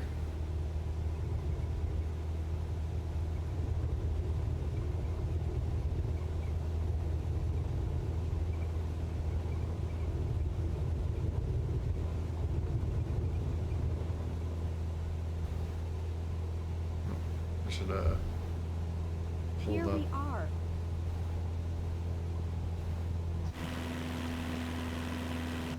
There's still... Why do I have to do all these with wind? I'm tired of it. I do...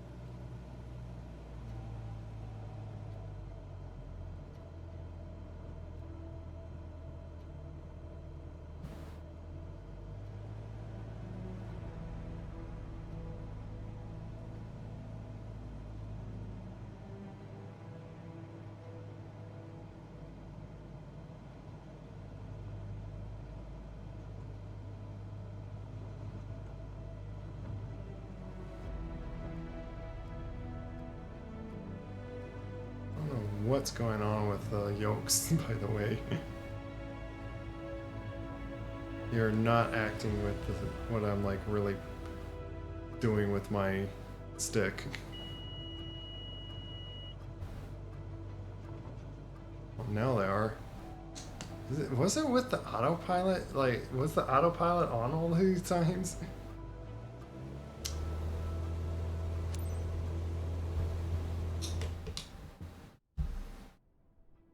Good enough.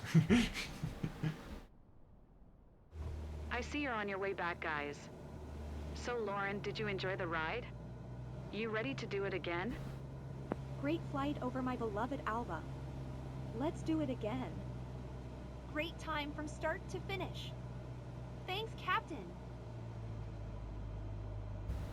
This is like some crazy pattern to play through.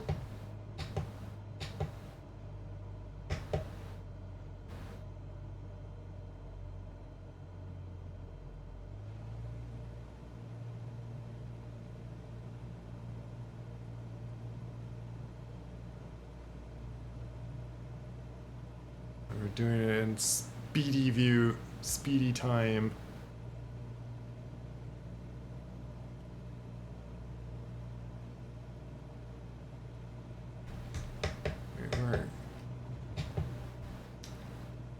I'll just turn into this. I don't even know what I'm really.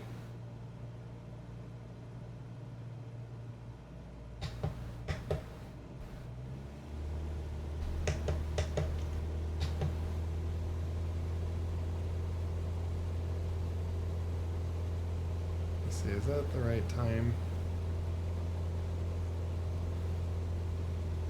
Or right, it feels like it. I could like look at stopwatch or something.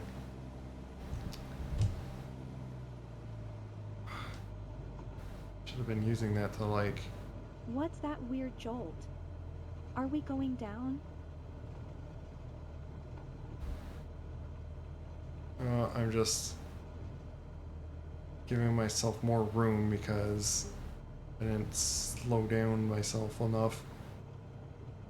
I didn't realize I had too much throttle on. I was trying to focus on something else. 500.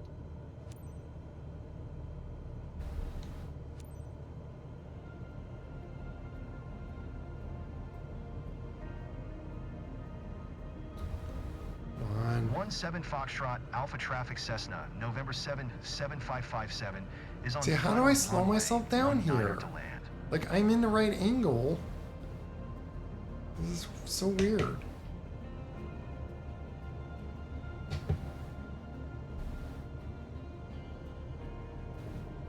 You know what? just get mad at me. 'Cause I need to slow myself down. I'm going too fast.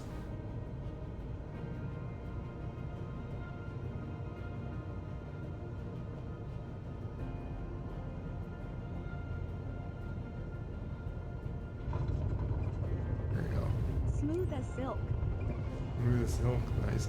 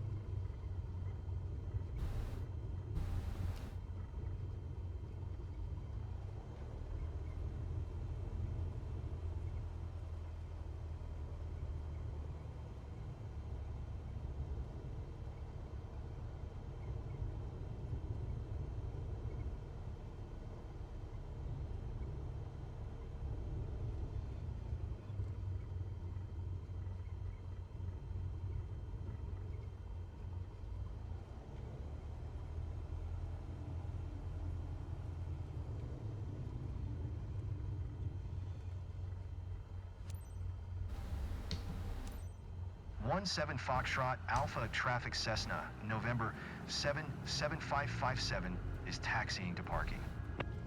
Which is just like. So I stopped there. Okay, I'm taxiing to parking, and it's just like then I move like 50 feet. No easy to impress And the just- locals, but I see Nope. they're smiling. That's cool. Well done.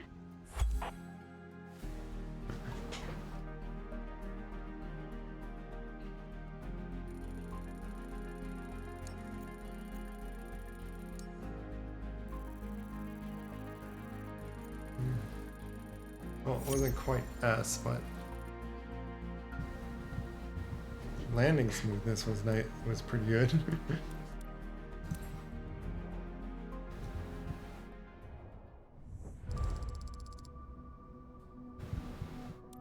Yeah, this is all just gonna be like really tiny. But now it should be.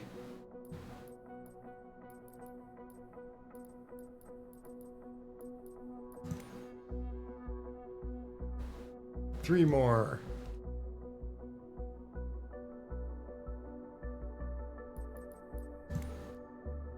Might also, yeah, probably just get that instrument training, and then I could like do the VIP stuff or instrument rating this. Which yeah, it'd be like 10,000. And then I could open up the VIP ones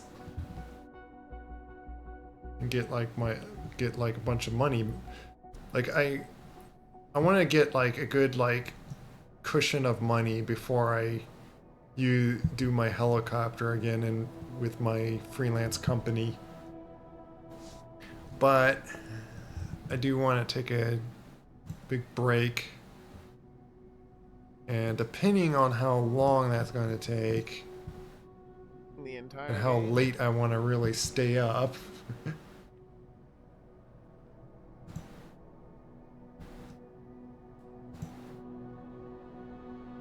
Do wonder on but that was a big thing why I figure like I do want to probably stream like more on just getting in things in career, but I figure to do the rest of all the training videos on stream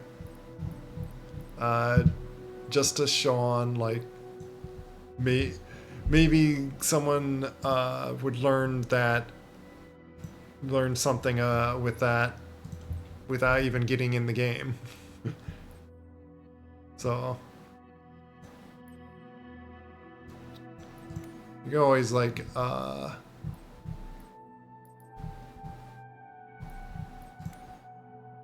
this to like land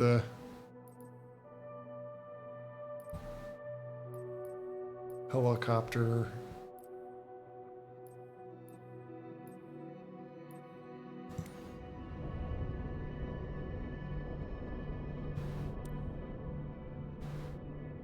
Let's see how well I can like.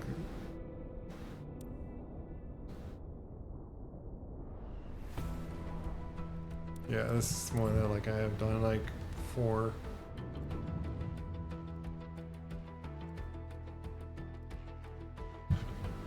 I did it mainly in VR, I think. Oh, you're welcome. Oop.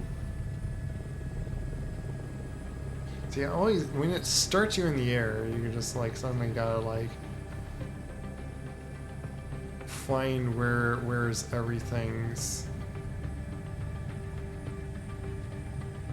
You know what? I think those mirrors are gonna like show something for me now with.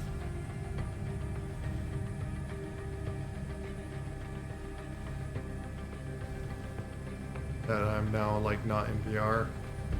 I'm just doing this one quick thing, and then yeah, I'm thinking of like ending stream and seeing who to like raid. But you always have to find where the stable center of everything is suddenly thrown at you.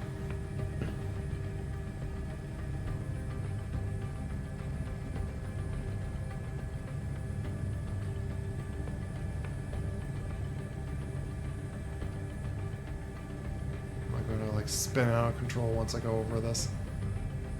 It tends to do that. Nope.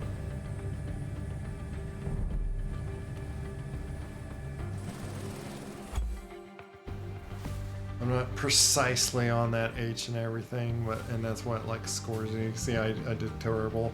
I just wanted to like casually do just do it. But yeah, that's what I wanted to. Just mess with just to show that or to see have I already forgotten how to fly the helicopter. So I wonder at some point like doing one of these and fly like a helicopter somewhere.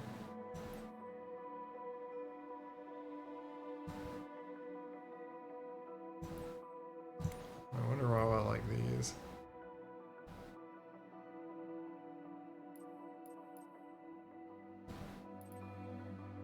I don't know. Well, like, what I'm curious about, one is kangaroos. There's elephants. For a bit, I watched a YouTube live stream safari. That they actually like streamed to YouTube live when on their mornings or so, and basically just drove around the bush showing looking for like certain lions and like they're popular animals basically. Like they're like there are some cheetahs. They just kind of like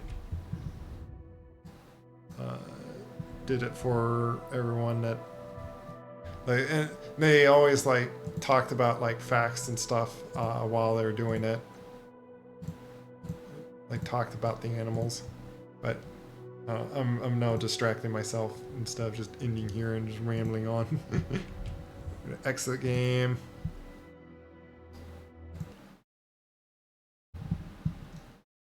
See who I want to raid.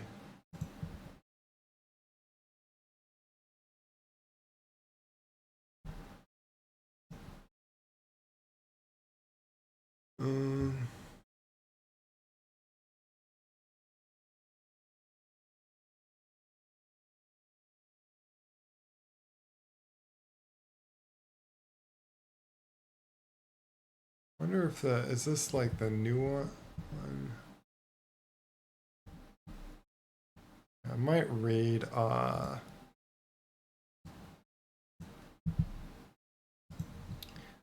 laughing that I and talking about it, which done this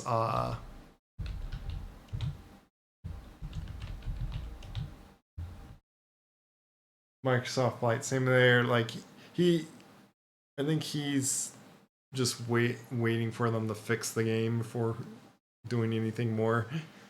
I decided to still like mess around with it because there's enough that I am. I find there's enough to do to still have fun with it. But yeah, there is like bugs and stuff with the game. As seen before.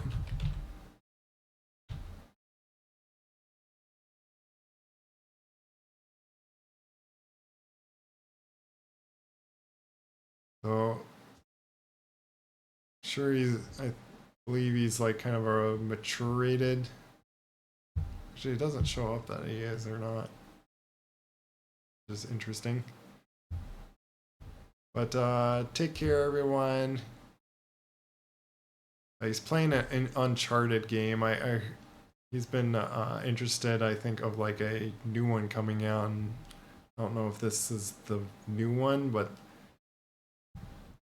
I can ask him when he gets in, when the raid goes through. But yeah, I've been just having fun, just doing stuff on Microsoft Flight Simulators.